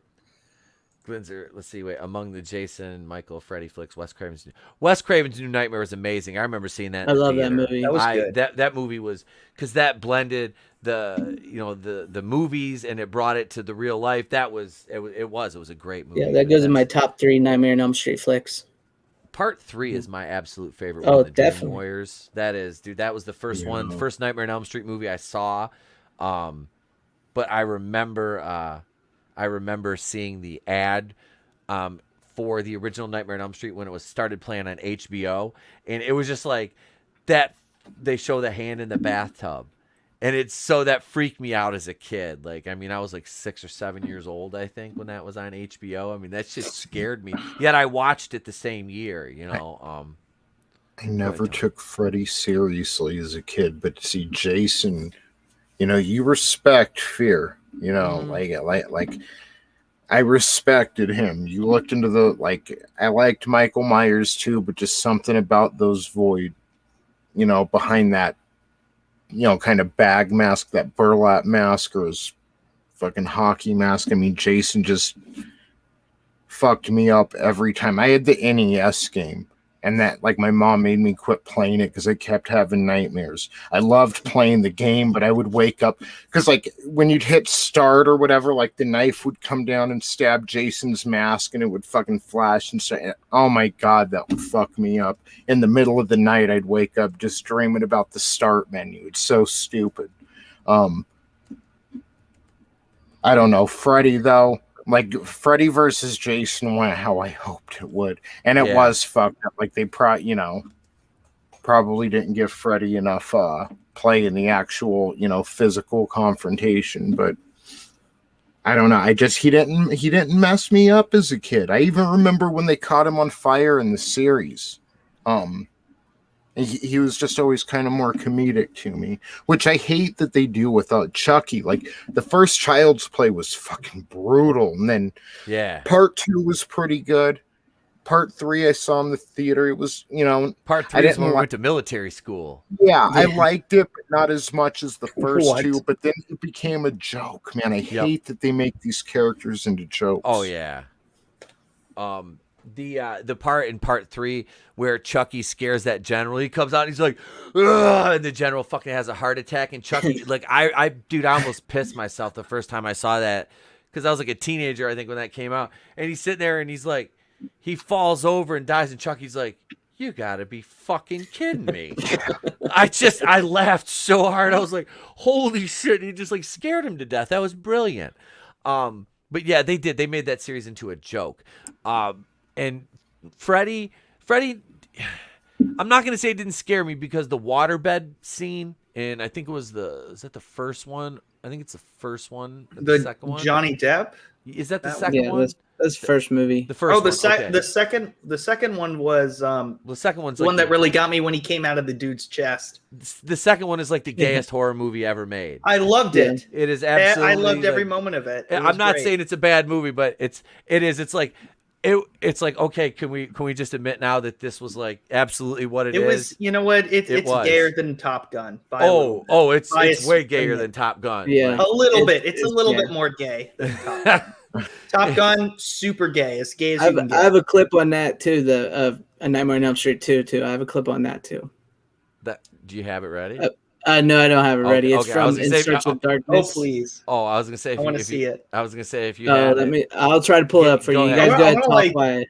Yeah, I want to do a collage of like all these different clips of all the top 10 gay moments and that's gonna be part 2. It's not me talking about the main star and the director were gay. Why else would you guys think that it would have turned out that way? The director and the actor were in good sake. Yeah. Okay. So this is Robert England describing it. I got to find it. It was given to me by the In Search of Darkness people because I'm an affiliate. So they give it to me. I'll pull it up. You guys, let me look for it while I pull it up real quick. All right. Let me go to the chat. Glinzer says Nightmare 2 is the worst because they put Freddy in the real world. That pool party. Yeah, that was the one should have been better. Yeah. It kind of took me out of it right there. 3 and 4 were awesome. The one-liners from Dream Wars. Oh yeah, welcome to prime time, bitch. The needles in the arms. The veins, he's walking Joey like a puppet. The wizard kid that played like Dungeons and Dragons. Yeah, dude. Yeah, I was rooting for that guy. I know. He's like, he got his powers and shit. He was all happy at his fucking wand in his robe, and he was like he was like Harry Potter before Harry Potter and shit. I know that guy is, he's a real trendsetter. Probably is responsible for the books being made, just by his mere appearance in existence. Yeah, Nightmare on Elm Street Part 4. That was Dream. Was that the Dream Child? Dream Master. Dream Masters. Because Part 5 was the child. Yeah, I stopped watching after like 30 minutes when the old characters are dead. Well, fuck, great. All right, moving on. Was it 5? Thanks. Was it 5 that had the dojo scene in the beginning? I fucking love that. I love that scene in the dojo where the guy's like doing karate and Freddy's killing him. That's fucking dope. That was great. I don't remember that. I remember being very upset. And I even knew the one person wasn't the same actress. It was old enough to be like, that's not you. Yeah. I did not imagine for a second that can't even fucking talk. Couldn't imagine for a second that Corey Feldman turns into Tom Matthews. I can't see it. Dude, Tom Matthews was great too. He was fantastic in those Friday the 13th fan films. Have you guys seen them? Yeah, I haven't seen the second one yet. I watched the opening, the Never Hike in the Snow, but Never Hike Alone was so good. I was like, you know what? You know what's so great about that movie? You could just watch it without even knowing it had anything to do with Friday the 13th. And then in the middle of it, you're like, holy shit, this is a Friday the 13th. Oh shit! And it could be like that big surprise. But either way, like watching it was so good. It was so good. And the second one really, it's significantly better. They stepped up their game. Nice. They seriously stepped up their game. Yeah, man. You need to watch that shit tonight. It's so good. Maybe. Depends on what time we wrap up tonight. But no, listen, let me not Citizen 3. That is really good. I'm almost found it. Sorry, go ahead. No, you're good. You're good. Let's see. There should really be a comic book crossover with Wolverine and Freddy. That would be that. Or that'd be cool. The adamantium. You couldn't. I don't know, man. Well, Freddy can be like that supervillain, like I'm fucking with you in your dreams. Yep. And like Wolverine Nightmare. has to stay up on caffeine. That'd be kind of cool. I like that. I can dig Wolverine it. would be whiskey and cigars. Okay, so aside from when Fanzcene kind of ruined the whole conversation with his bullshit interview, He really threw a monkey wrench in the gears with that. I just wanted to see what you guys would think about that, man. Dude, I'm like, I like completely got thrown off by that. I'm not gonna lie. I mean, it's a crazy perspective. It is, because we don't really listen to that. I now I hate the movie so much. I'm not like, no, like it doesn't even count. Like we can, it gets a participation trophy. But no, I get, I kind of understand when you're a young, ambitious kid and you're trying to, do your best. And maybe he was, and plus he didn't realize that the budget that he had would have been very low. He didn't take that into consideration, and the limitations. Okay, I get it, but either way, it still doesn't count because Evil Dead is not exactly in Friday the 13th. It's canon. It doesn't fit. It just, to me, it doesn't fit at all. No, Like I don't think so. But like you said, you got to think it's like Lovecraftian. It's the book of there's not one book of the dead. We're There's adding multiple, Evil Dead lore to it, so that fucks everything up. It's multiple books of the dead, and there's even interdimensional within that. So no. We're just gonna talk about our feelings on it. I agree. Man, go ahead. Without the Evil Dead crap, and it's just just so a you know, book. Yeah, Evil Dead does not count. No. Yeah, but just so you know, Adam he totally gets you guys. Like with his documentary that he's making, which you can find on Indiegogo.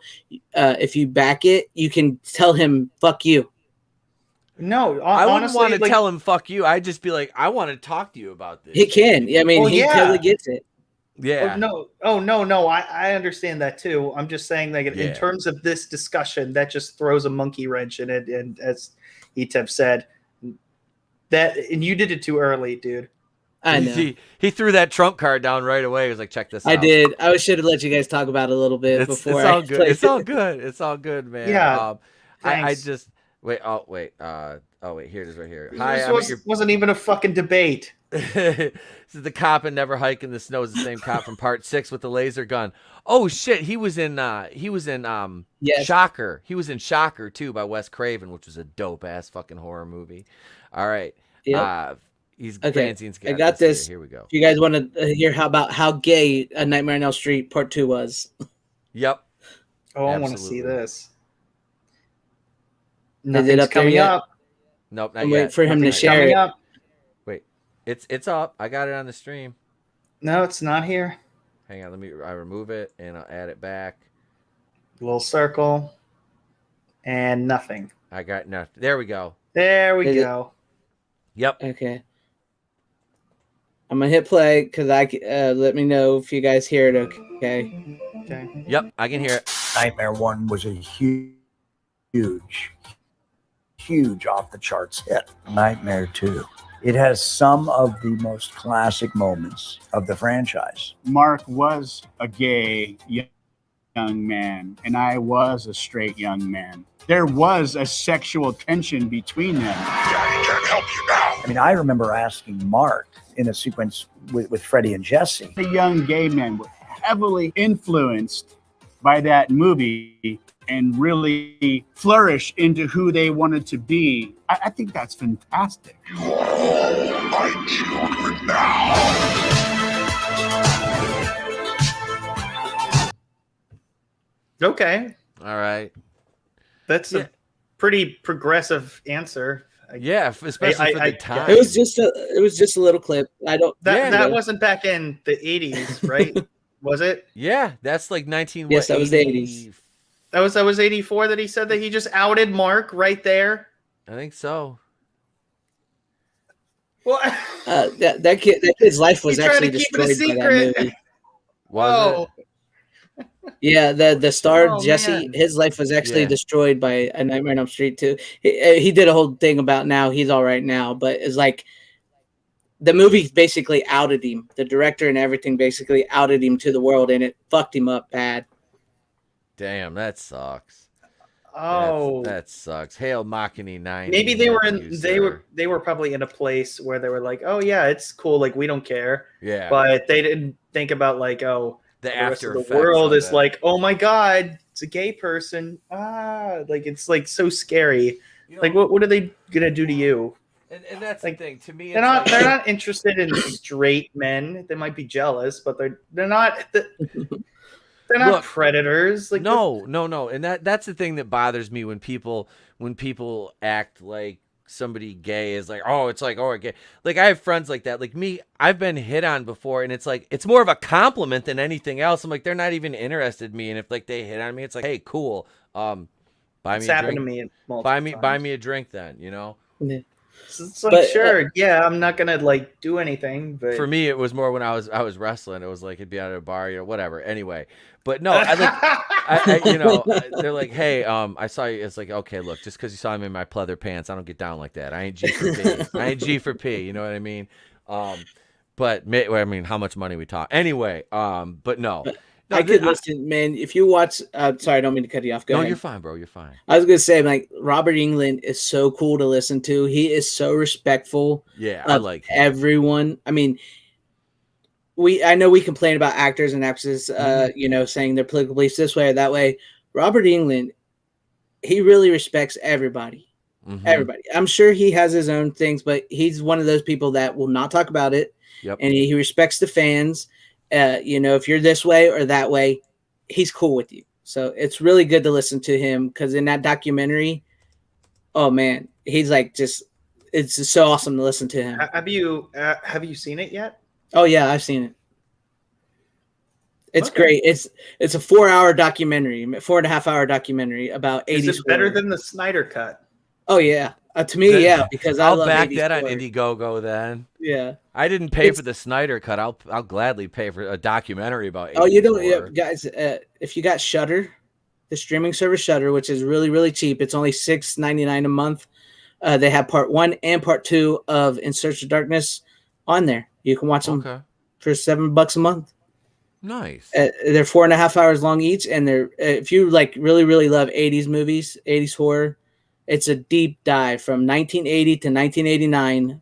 The first one covers more of like the traditional ones, like we all like the Jasons, the Yeah. Freddys, all those, and the second one covers like the video nasties, foreign horror, Italian horror, like some of those really cult classic 80s horrors from America that maybe you didn't know. There was one that Sam Raimi was in, or barely in. It was called Intruder, which I didn't know about. My God, that you know what I'm talking about, Fanzine? When they're in the grocery store. Oh man, I don't know if I know that one honestly. Oh, okay. That was not It sounds the name. You I can recognize actually the name. watch it on YouTube. It's so good. The camera, it's called Intruder 1989. Don't watch the trailer because it reveals too much. Okay. I'll check it out. It sounds vaguely familiar, but I'm not picturing it in my head. It's actually really well shot. I was like, wow, this is actually really interesting to look at. You know. And with the limited budget they must have had, and having it in a single location it was so good. Very well done. We need a movie to watch on my buddy's channel for my birthday next weekend. So I'll just, if that's on YouTube, I'll make that one my birthday watch. There you go. Right. We'll watch. I'll check that one out too. It's like I said, it sounds vaguely familiar, but I'm just not placing it in my head yet. Yeah. I would imagine it would have gotten too much traction when it was released, but yeah, I mean, it was really well done. I'll totally check that out. But so our right. theories before Jason Goes to Hell. Yeah. Go. I'm sorry. Let's talk about Jason. What I was going to say was that Jason Voorhees being born in 1946. Yep. I'm not making that up. It's 46. So he drowns in 57, 58. Yeah. Around there, like 11 years old. He was 10 or 11 when he drowned. Mm-hmm. And then the next year, Pamela, axes the other two in anger, obviously. And then it cuts to everything happens in 1979 with Pamela Voorhees and the first Friday the 13th film. We don't count the dream sequence. That doesn't. That's just a dream sequence. Doesn't matter. And that's why the Evil Dead shit is just like, no, that doesn't make that dream sequence the obvious dream sequence, because you know what, that might be indicative of what he thinks is canon, but that's clearly not what anybody else was thinking before him. But he was on a whole different level, trying to do something different. Yep. So we're only going with what we have. So, and then of course 5 years afterwards, because they mentioned 5 years later. Actually, it picks up 2 weeks later. The second one does. Picks up. With the beginning, and he kills 2 months her later. 2 months later, she disappeared 2 months later. Was it 2 months? Yeah, that's when the main girl, Alice, is that her name for the Alice? first one? When she dies, she gets the ice pick to the But then head. that leaves you with the gap. That classic Friday the 13th Part 2, that campfire. They explain the backstory. Yeah, it said this is like 5 years ago. But then that kind of does rinse is why did she kill all those people if her son was still alive? Because she didn't know, and neither did he. Then how did he come back? Theory. I don't know. He was washed up, on shore, like a mile away, barely survived. So how is he? There's so many places, and we've seen different grave sites for him and for Pamela throughout the movies. So it's that's a thing. He's been dead since he was 10 years old, but his body was never recovered. That doesn't mean necessarily that he is a zombie immediately. Because then. If he was where I feel like he becomes a zombie is Jason Lives. I think that's a pretty safe area to say, yes, he's definitely Jason, zombie Jason. That's how he's referred to until he's Uber Jason, which is funny here today. But I don't know. So Etep, I guess where I'm confused is, where do you think he became a zombie? See, we're using the term loosely, by the way. Yeah. Just for a revenant. I don't even know what that fucking means. Yeah, I don't either. I will just say zombie because the fact that he's undead. A revenant is similar to a zombie. It's just they don't crave blood and all. It's hard to explain, but a revenant and a zombie are very similar in the same vein. A revenant has a soul. See, I don't think Jason has a soul. Yeah, he does. I don't know about that. He's been to hell and back. Well, yeah, true. I think he lost his soul apparently. In the mythos of Jason, I guess in the old canon. Yeah, was that he I guess he would have lost it when he saw his mother decapitated. So that's I finally found my mom, and then. Oh my God, this chick decapitates her. He probably never even thought about killing anybody, as far as we know. He's just trying to live his life. He's just he doesn't even know where to go. He hadn't explored much. He was very sheltered. He's literally on his own, and he had to, I don't know, become Bigfoot, I guess. I don't know. A revenant is an animated corpse that is believed to have revived from death to haunt the living. Yeah, he wasn't exactly doing that. He wasn't haunting the living. He was just murdering people. I think he was a human being at one point, but I don't think he was a human being in the second movie. I think he was something different, and I don't think he became a zombie till Part 6. See, that's I have trouble with Part 4. How?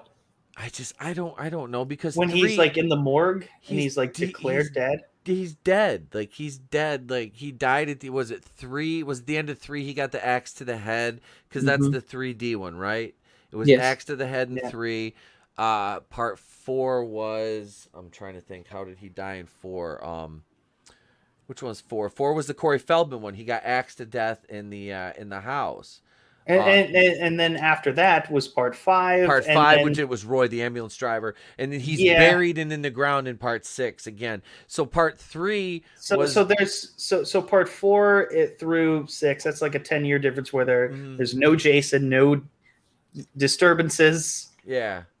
Which is weird because those 80s movies now take place in the 90s. I don't know. Yeah, if you Yeah, go it's by like- Friday the 13th, if you do the dates, like I think even part like 8 was supposed to be like 2000 and something. Fuck no! Oh wow! Except for maybe the guys who get their like freaking boombox kicked over. Maybe the way they're dressed, that they kind of made for an early 2000s look, like they listen to Blink 182 instead of whatever garbage they were listening to. It was Limp Bizkit. Oh, it was Limp Bizkit. I still have my red Yankees hat. Don't even. I wore it on a stream, and I had on did it all for the big ass. I had the big ass goatee and shit. I was like, somebody's like, "Oh, look, it's Fred Durst." I'm like, "Motherfucker, I ain't never wearing this again. I ain't never wearing this again." I bought it because I'm actually a goddamn Yankee. I'm a goddamn Yankees fan. But no, really. Sleepaway Camp was great though. Oh yeah. Those were better Friday the 13th films than Friday the 13th. The last season of American Sometimes. Horror Story did a great summer camp slasher. If Really? anybody watches American Horror Story, I don't like a lot of the seasons of American Horror Story lately. Yeah, I've never watched it. So Oh, I love that fucking show. The only season I don't like is there was a Roanoke. Donald Trump one. That and I one, was like, you know, it honestly, and it wasn't bad. It really wasn't. It was a little, it was, but you have to remember Ryan Falchuk and Brad Murphy that create the show are so far left they went to the right and back to the left again. I mean they are. Both of them are very. And that's fine. I don't care. We have listeners on both sides here. That's why I try to stay away from that kind of shit unless it bleeds in entertainment. And in there, like I've was seen it just the one season? Well, at least it's all just the one season. Yeah, I honestly don't mind the show. Like I said, I've watched it since Murder House, which is still the first season is still my favorite one. Outside of the opening to the season with Lady Gaga, which is Hotel, because it starts out with the foursome, and Lady Gaga just looks so hot. In a foursome? Yeah, she was. Yeah, you got to That see was a lot. after the Cheetos season. Yeah, Or which one was Wait. it? Season No, 5? Hotel was before that. Hotel was before. No, Cult. Lady Gaga. I don't right? know. Yeah, it was like it was season 5 was Hotel. Oh. Yeah, that was because it went. How the fuck it went? American. It went Murder House, Asylum, Coven, Freak Show, Hotel. Freak Show. Oh, I hated Freak Show. I love Freak Show, especially when Evan Peters sang "Come as You Are." I was like, yes. I'm like, because I love Nirvana, but Oh, I don't like Nirvana.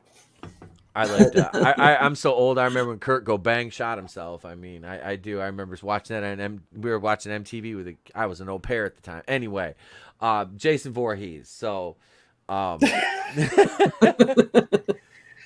when did you think he became a zombie? See, I'm in between. Part 4. He was dead. He was dead at the end of 3. He was dead at the end of 4. It's like, okay, so he's buried. Now, I don't know why he stayed dormant, why he needed to wait to be reanimated. I don't know. I think there's a simple explanation to it. Don't. He survived part 3. I don't. How the hell would he though? He was because it was just a little. It was a little like it was an axe, but it didn't go through enough. And then this is where I feel like he was something else. He had to be. He can't be human. I don't think he became a zombie till part 6. So No. But I feel like he was something else. No, I really like. I understand that. So we just disagree between but he's still. Here's the thing, though. He's still running like a human. He's still like having human characteristics. He's not like slowly walking like Kane Hodder did. Like just like he was like robot zombie thing. I don't know. It wasn't intimidating when he was far away. It's like that's where the teleport theory comes in. That he could just do that. That's even I guess in the game that they made that you could just teleport everywhere. Because there's no way it's understandable. I've never played it. I've he's- watched a lot of gameplay though, just for that shit freaks me out. It's fun, dude. It looks fun.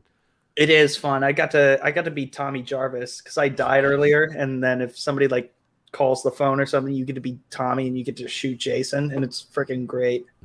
I've been times where like we defeated Jason, and oh my gosh, it's like the greatest feeling in the world. It's like I can't do that, especially I'm a male and I survived. Yeah, how did I survive Friday the 13th as a male? Yeah, exactly. That doesn't happen. Yeah, but there's so many different questions that can be brought up with it, and I guess because Jason acts the same as he does throughout the entire weekend from part 2, 3, and 4, I can only assume that he survived somehow, and he just I don't know, had one last hurrah, and it was the best one. He went out with a bang, literally. That's why I mean, you take away. Okay, we'll take away Adam stuff, the Evil Dead, not overcomplicated and all that. We'll take that out because, that was his ideal. That's what he believes and everything. Okay, I take that out. Fine. Personally, I do believe he was something else. I don't believe he was human in part 2 or 3 or 4. I don't believe he was human, but I do believe he was a human at one point. Yeah, and then I believe he came in part 6. Now, whether his mom resurrected him through witchcraft, not saying like the Evil Dead universe or anything, but like through dark magic, or maybe her death brought him to life, like some kind of either way, if there was a resurrection, okay. Right. Oh no, I thought I was gonna say whether I thought that was what you were saying. Yeah, I'm saying like he was resurrected somehow. Not saying, like I said, I'm not saying like Evil Dead, Book of the Dead, Necronomicon or anything like that. Different way? Just like a different way. Maybe she did go to Satan. Maybe she found something, and maybe that was her whole point of killing in the first one. Maybe she was sacrificing people to bring her son back. Maybe that was something we didn't know. Maybe, and maybe he was resurrected through something like that. And I'm not saying like he was a revenant or a zombie then, but he was something. Okay. Something evil. I could buy into that. Although we are just going based off of what we see in the movies and the math that we can determine from when someone was born and stuff. Because if you're looking at a guy who was born in 1946, seeing his mother beheaded at 33, just finally seeing his mom for the first time, and then a couple months later, track down the person and kill her. Okay, cool. 5 years later, he's like 38 years old in 1984. That guy looks like a built woodsman, 38-year-old dude, and has the face to prove it. He's been through some shit. That's why I say maybe she did. I'm just going off this, and maybe the 13 kills. It's Friday the 13th. She killed 13 people on Friday the 13th. Maybe that was some kind of ritual, and that's what brought him back. And maybe that's why he was so grizzled and stuff. But she didn't kill 13 That's people. right. Because yes, she did. She killed people in the beginning. The 2 that were having sex. Yeah. There's 13 kills in the original. 1, 2. But does that include Pamela? Yeah. Then maybe she was. Maybe her death was included in it though. She had to die for it to work. I mean, she does just stand there. But that's just it's hearsay. It's hearsay. It's hearsay. It's inadmissible. It's just all speculation. It's speculatory. It's speculatory, absolutely. But it is. Because personally, that's why I feel like he was something else before he became a zombie. See, that's the thing is because, like I said, he drowned in 50, 57, 58 around there. He drowned around there. He's dead, and he's clearly. He has the motor skills and, acumen to perform basic tasks. I'm not saying he can read a book or drive a car or things of the like, but he's has a modicum of intelligence and intellect. I don't know how much cognitive reasoning. I think would be instinctual more so, because he had no time to develop as a child. Basically, I mean, he was dead at 9, and it seems like like you said, he's developmentally impaired from the word go. So his mental state would be well far behind what his physical state would be. Yeah, that being said, it's hard for me to, I don't know, to see him surviving, or like almost like Fanzcene said, not being something in between and like I said, I say zombie and I use that as a loose term. I just mean undead. He's not of the living. I don't know the term revenant. Like I said, I didn't know that. The only revenant I watched was that bad Leonardo DiCaprio Tom Hardy movie.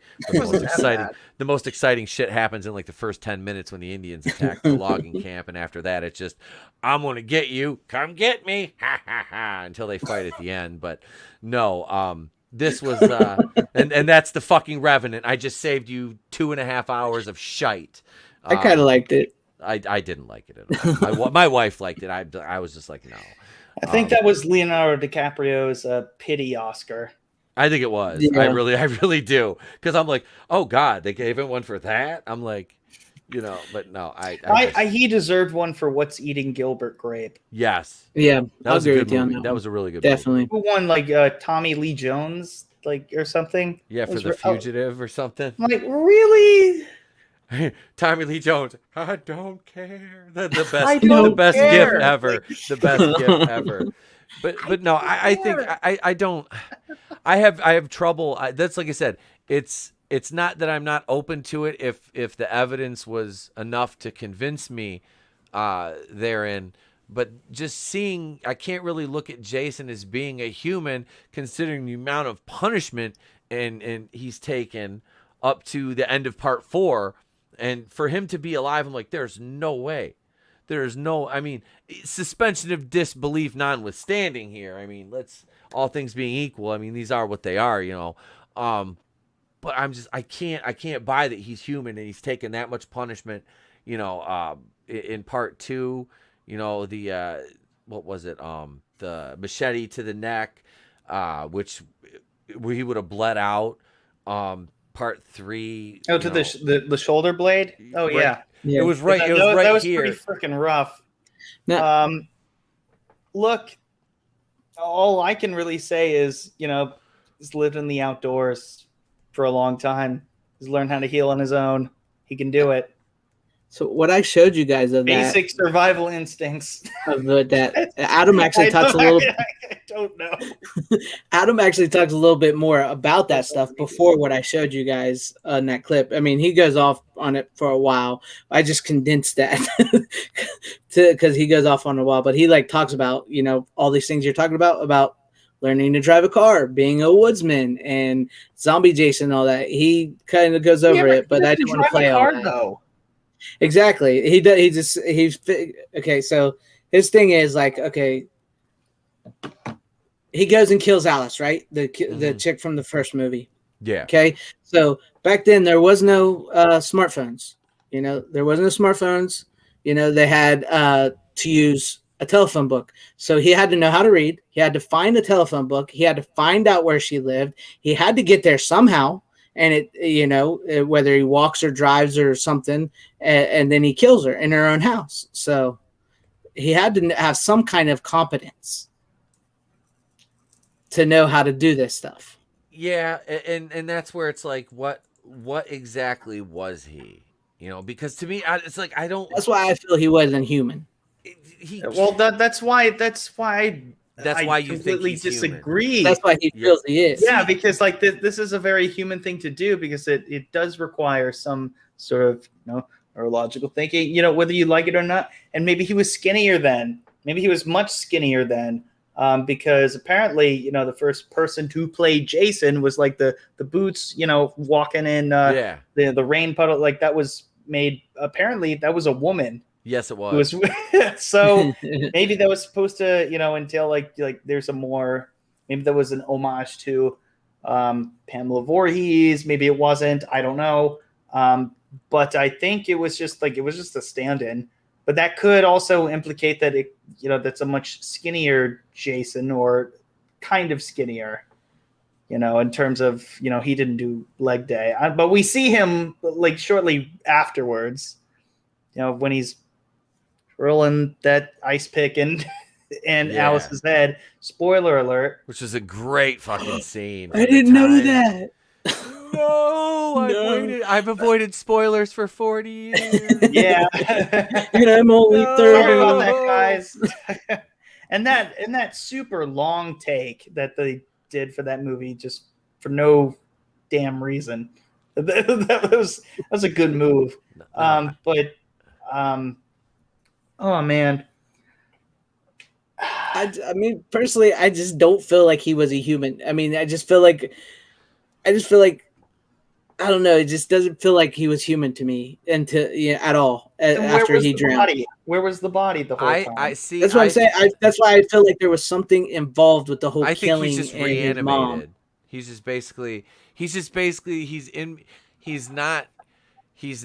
He's dead, but it's instinctually driven. And I always thought of it as demonic. I kind of did after a while, but like I did, because I'm looking at it going, how you said, how did he use a phone book to find Alice?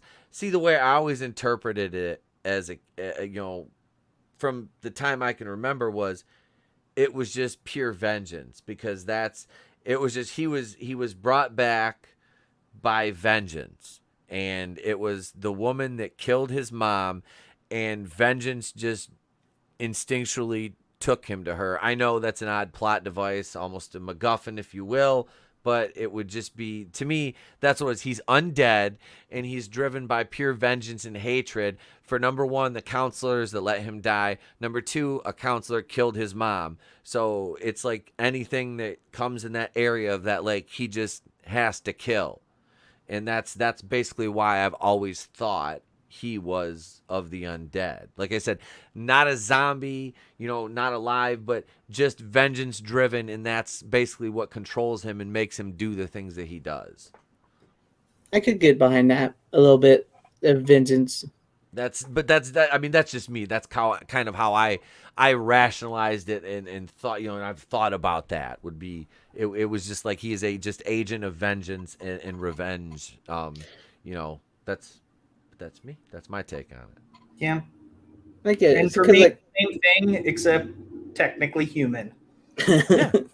So, I know Michael Myers is the shape of evil. He's pure. He's just evil personified. So I feel like Jason is like a vengeance type demon type resurrected thing from. That's why I feel I could get behind the vengeance thing. I just feel like he was some kind of witchcraft demonic brought back into him to bring him back. No, that's just what I feel. Yeah, but the only thing that kind of kills that is just, was he just like given a second chance at life, and then what is he, reanimated after all these years with that 13th kill, and he comes back as an 11-year-old, and then 2 months later you're telling me that's an 11-year-old? No, I'm saying maybe he was brought back as a man. Yeah. He drowned as a human 11-year-old. He drowned as a human 11-year-old. By magic, he just grew. That makes less sense. But see, I just can't buy him as a human, and he just takes too much punishment until he dies. What's he doing? Sitting at the bottom of the lake or something, and no one finds him. Even when divers go and look, and they can't find him. What do you what else? Is it, what other explanation other than he survived and then he was somewhere down? I put it like this: if he survived, why did his mother go crazy and kill everybody? It's granted, maybe she didn't know, but then who just finds a kid or leaves a kid just running around and never tries to find who his parents are? Well, very easy though is that at some point it's just going through the grieving process, and after some time, when your boy hasn't been found, you're like, oh yeah, he probably drowned, and she probably accepted that. You mean and to tell she me was just so angry. that small town who knew about the death curse up there and everything, they would know that Pamela Voorhees' son had mental problems. So if a mentally challenged kid washes up on shore in that small town, they're going to know whose son that is. Yeah. So who would keep her son from her and let her think he'd been dead all these years? Nobody. Then why would she go killing everybody if her son was still alive? Because he was still alive and nobody found him. I can't buy that nobody would find him though. Yeah, because I can't buy that because it was just a small town. Nobody found him. It's a very small town. And that's the thing. He went outside of town. Well, I mean, he went the wrong direction. There's a lot of woods there, but I mean, it's like he would have run into somebody. It seems like. I mean, the frickin' Crystal Lake goes all the way into the frickin' ocean and leads to Manhattan somehow. Well, yeah, that's true. That's true. It does. They go right down the river. Wait, he's probably rushed down some part where they're not looking. This is the Crystal Lake tributary. That's the easiest explanation. He was just far away, and then when he finally did get back, years later, the first thing he sees is his mom getting decapitated. He's like, "Oh, wow," and then that changes his whole perspective, and I don't know what he learns in the woods, like throughout those 20-some years. Yeah, it's like does he watch? That's the big mystery. Does he silently watch people hunt and trap and kill, and occasionally, like, I mean, I don't know in the mythos if they've ever really looked into like or added in any mythos about like mysterious disappearances, like random people that they haven't acknowledged in the movies, like other than maybe like a one-off line or something like that. You know what I mean? Right. Like, because then I could kind of buy in, okay, he's this hermit living in the woods, and it was what part, what was the little cabin? Was that part 2? Yeah, it was part 2 he had the little sugar shack in the woods. Out there that he hammered the sheriff in the back of the head to death. That could have been easily done in 5 years. Yeah, it was absolutely. Also an overrun cabin. Yep, from the first movie, which I don't even know in 5 years that we get into that bad of a shape. No, probably not 5 years. I mean, depending on the weather conditions, but still, it's not gonna be that bad there. Why does it grow a forest through it? Yeah, that didn't really make any sense. All right, like it's in the middle of the woods. See, that's another thing with trying to reason with the Friday the 13th continuity because continuity's all over the place. Fucking so all many over. Different directors. Yeah, it's like 1980 or is it 1979 when the first movie takes? Fuck if we know. Yeah. Yeah. They didn't care. No. They really didn't. Which kind of sucks. It's basically Sean S. Cunningham was excited by the success of Halloween, and they told him to make a Halloween movie. So that's basically what he did. He didn't really give it much thought. Yeah. And it was also sort of inspired by, is it called Happy Birthday? Maybe there's another movie that was before Halloween that's very similar. Happy Birthday and it was also, to Me. It could be. I'm not. I cannot remember the name of it. Afterwards. Was that the one that was on the island? Wasn't Texas it? Black Christmas. Chainsaw. It was Black Christmas. That was Black also Christmas. big inspiration on it. Yep.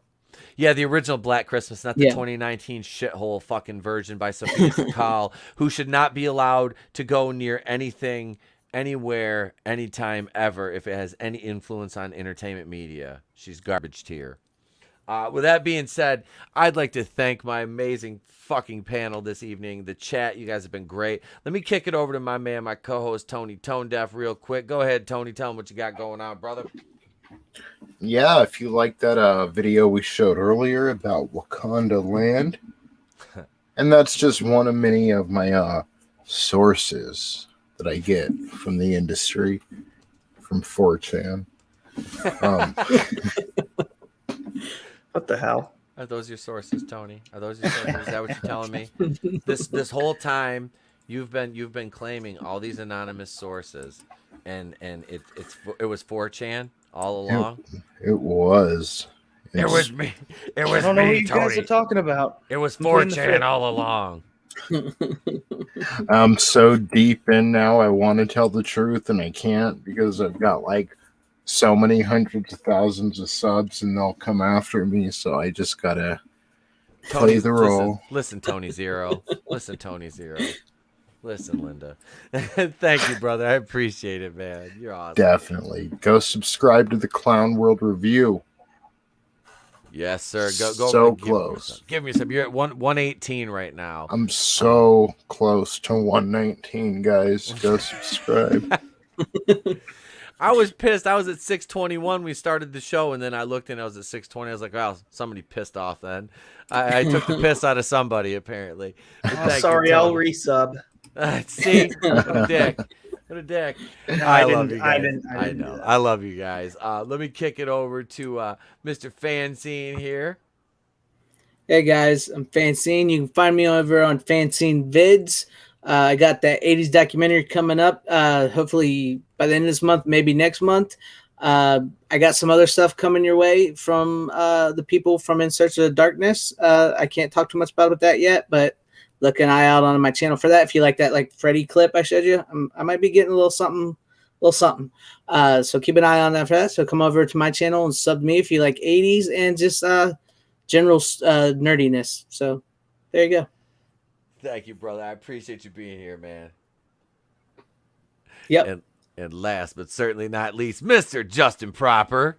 Hey, I'm Justin Proper. I host This Week in Bullshit, which is going to be tomorrow at 7 p.m. Eastern. Hope to see a lot of you there. And on Friday, I'm going to be appearing on Lorena Creole's Lunch Table, finally. Nice. I'm very happy about that. Lorena's glad awesome. we had kind of a debate / educational discussion of what could have been Ash for Evil Dead. Fuck you, Fanzine, for fucking everything. Hey man, you really did screw up the entire screen. I played it too soon. I'm sorry. Yeah, you did. I know. I'm sorry. I take full responsibility for my as you should for your sins. I did not have sexual relations with that woman. That seems no like one was accusing you of doing any such. That seems like an odd thing to defend yourself against, but okay, I guess we'll go with that. Just throwing out straws there. Okay. As I said earlier, I am not associated with with the Clown World Review, Fanzine, or this ETEP guy who thinks Jason is a zombie. Which he is not. He's clearly not. He's a zombie. Until a certain point of time. He's a revenant. He's not the goddamn He's bear. a fuck you Fanzine. That's what he is. Oh shit! All right, I will. I'll take this thing. We even invited him on. Like I just showed up, man. I found the link. Fuck you. I must. He went on the dark web and bought the link. I got some 4chan. Oh damn it! He's got 4chan sources. People from Tony. Oh shit! Thank you guys in the chat, man. You guys rock. Lola Meets, Glinzer, Another Monster, Nano Reaper, Daisy Divine, Stephen Walton. Hi, I'm at your house. Your pizza's here, noob. Citizen 333. Man, J-Man, thank you guys all for showing up tonight. Let's see, what have I got coming out the rest of the week here? You'll get your daily short from me tomorrow. Oh, yeah, tomorrow's Thursday. It's the morning show. Mornings at the Place to Be Reviews. Tune in from 9 a.m. until 10:30 when I have to go to work tomorrow morning. We'll talk about some fun stuff. We might talk a little Star Wars. I don't know. I've got a few other articles sitting aside. We'll make fun of my favorite heifer over at the Mary Sue, Rachel Leischman, one of my future famous future cat ladies in training. She smells like sweat, shame, and cool cigarettes, but we still have fun with her articles from the Mary Sue. Also, I have I'm going to do the second and third episodes of Galaxy High for the I Love the 80s series. That'll be released on Sunday. I'll have those. And you'll get, I am going to be over on, let's see, over on Raiders of the Lost Flicks Live Friday night watching Life Force, which is a space vampire movie from the 80s. It's dope. Adam actually sent me the Blu-ray. It should be here tomorrow as an early birthday present. So thank you to Groovinator from Raiders of the Lost Flicks. I appreciate that. And If you want to send me gifts, I'll have a P.O. box soon. You can shower me with your love and affection. I'm just kidding, guys. I appreciate each and every one of you. You guys fucking rock. You're the reason I do this 4 days a week and then spend hours on end sitting in this chair making videos. But, yeah, I started working out again, so I'm going to be all kinds of sexy here for summertime. I might actually even go outside and get a tan this year. Who knows? But until then, find out next time on Days of Our Lives. I'm Itepokuian of the Place to Be Reviews. I've been here with all of yous. And remember, if I don't see you, have a great day, a pleasant tomorrow, and I'll catch you on the next one. Star-Lord, take him home. Boom!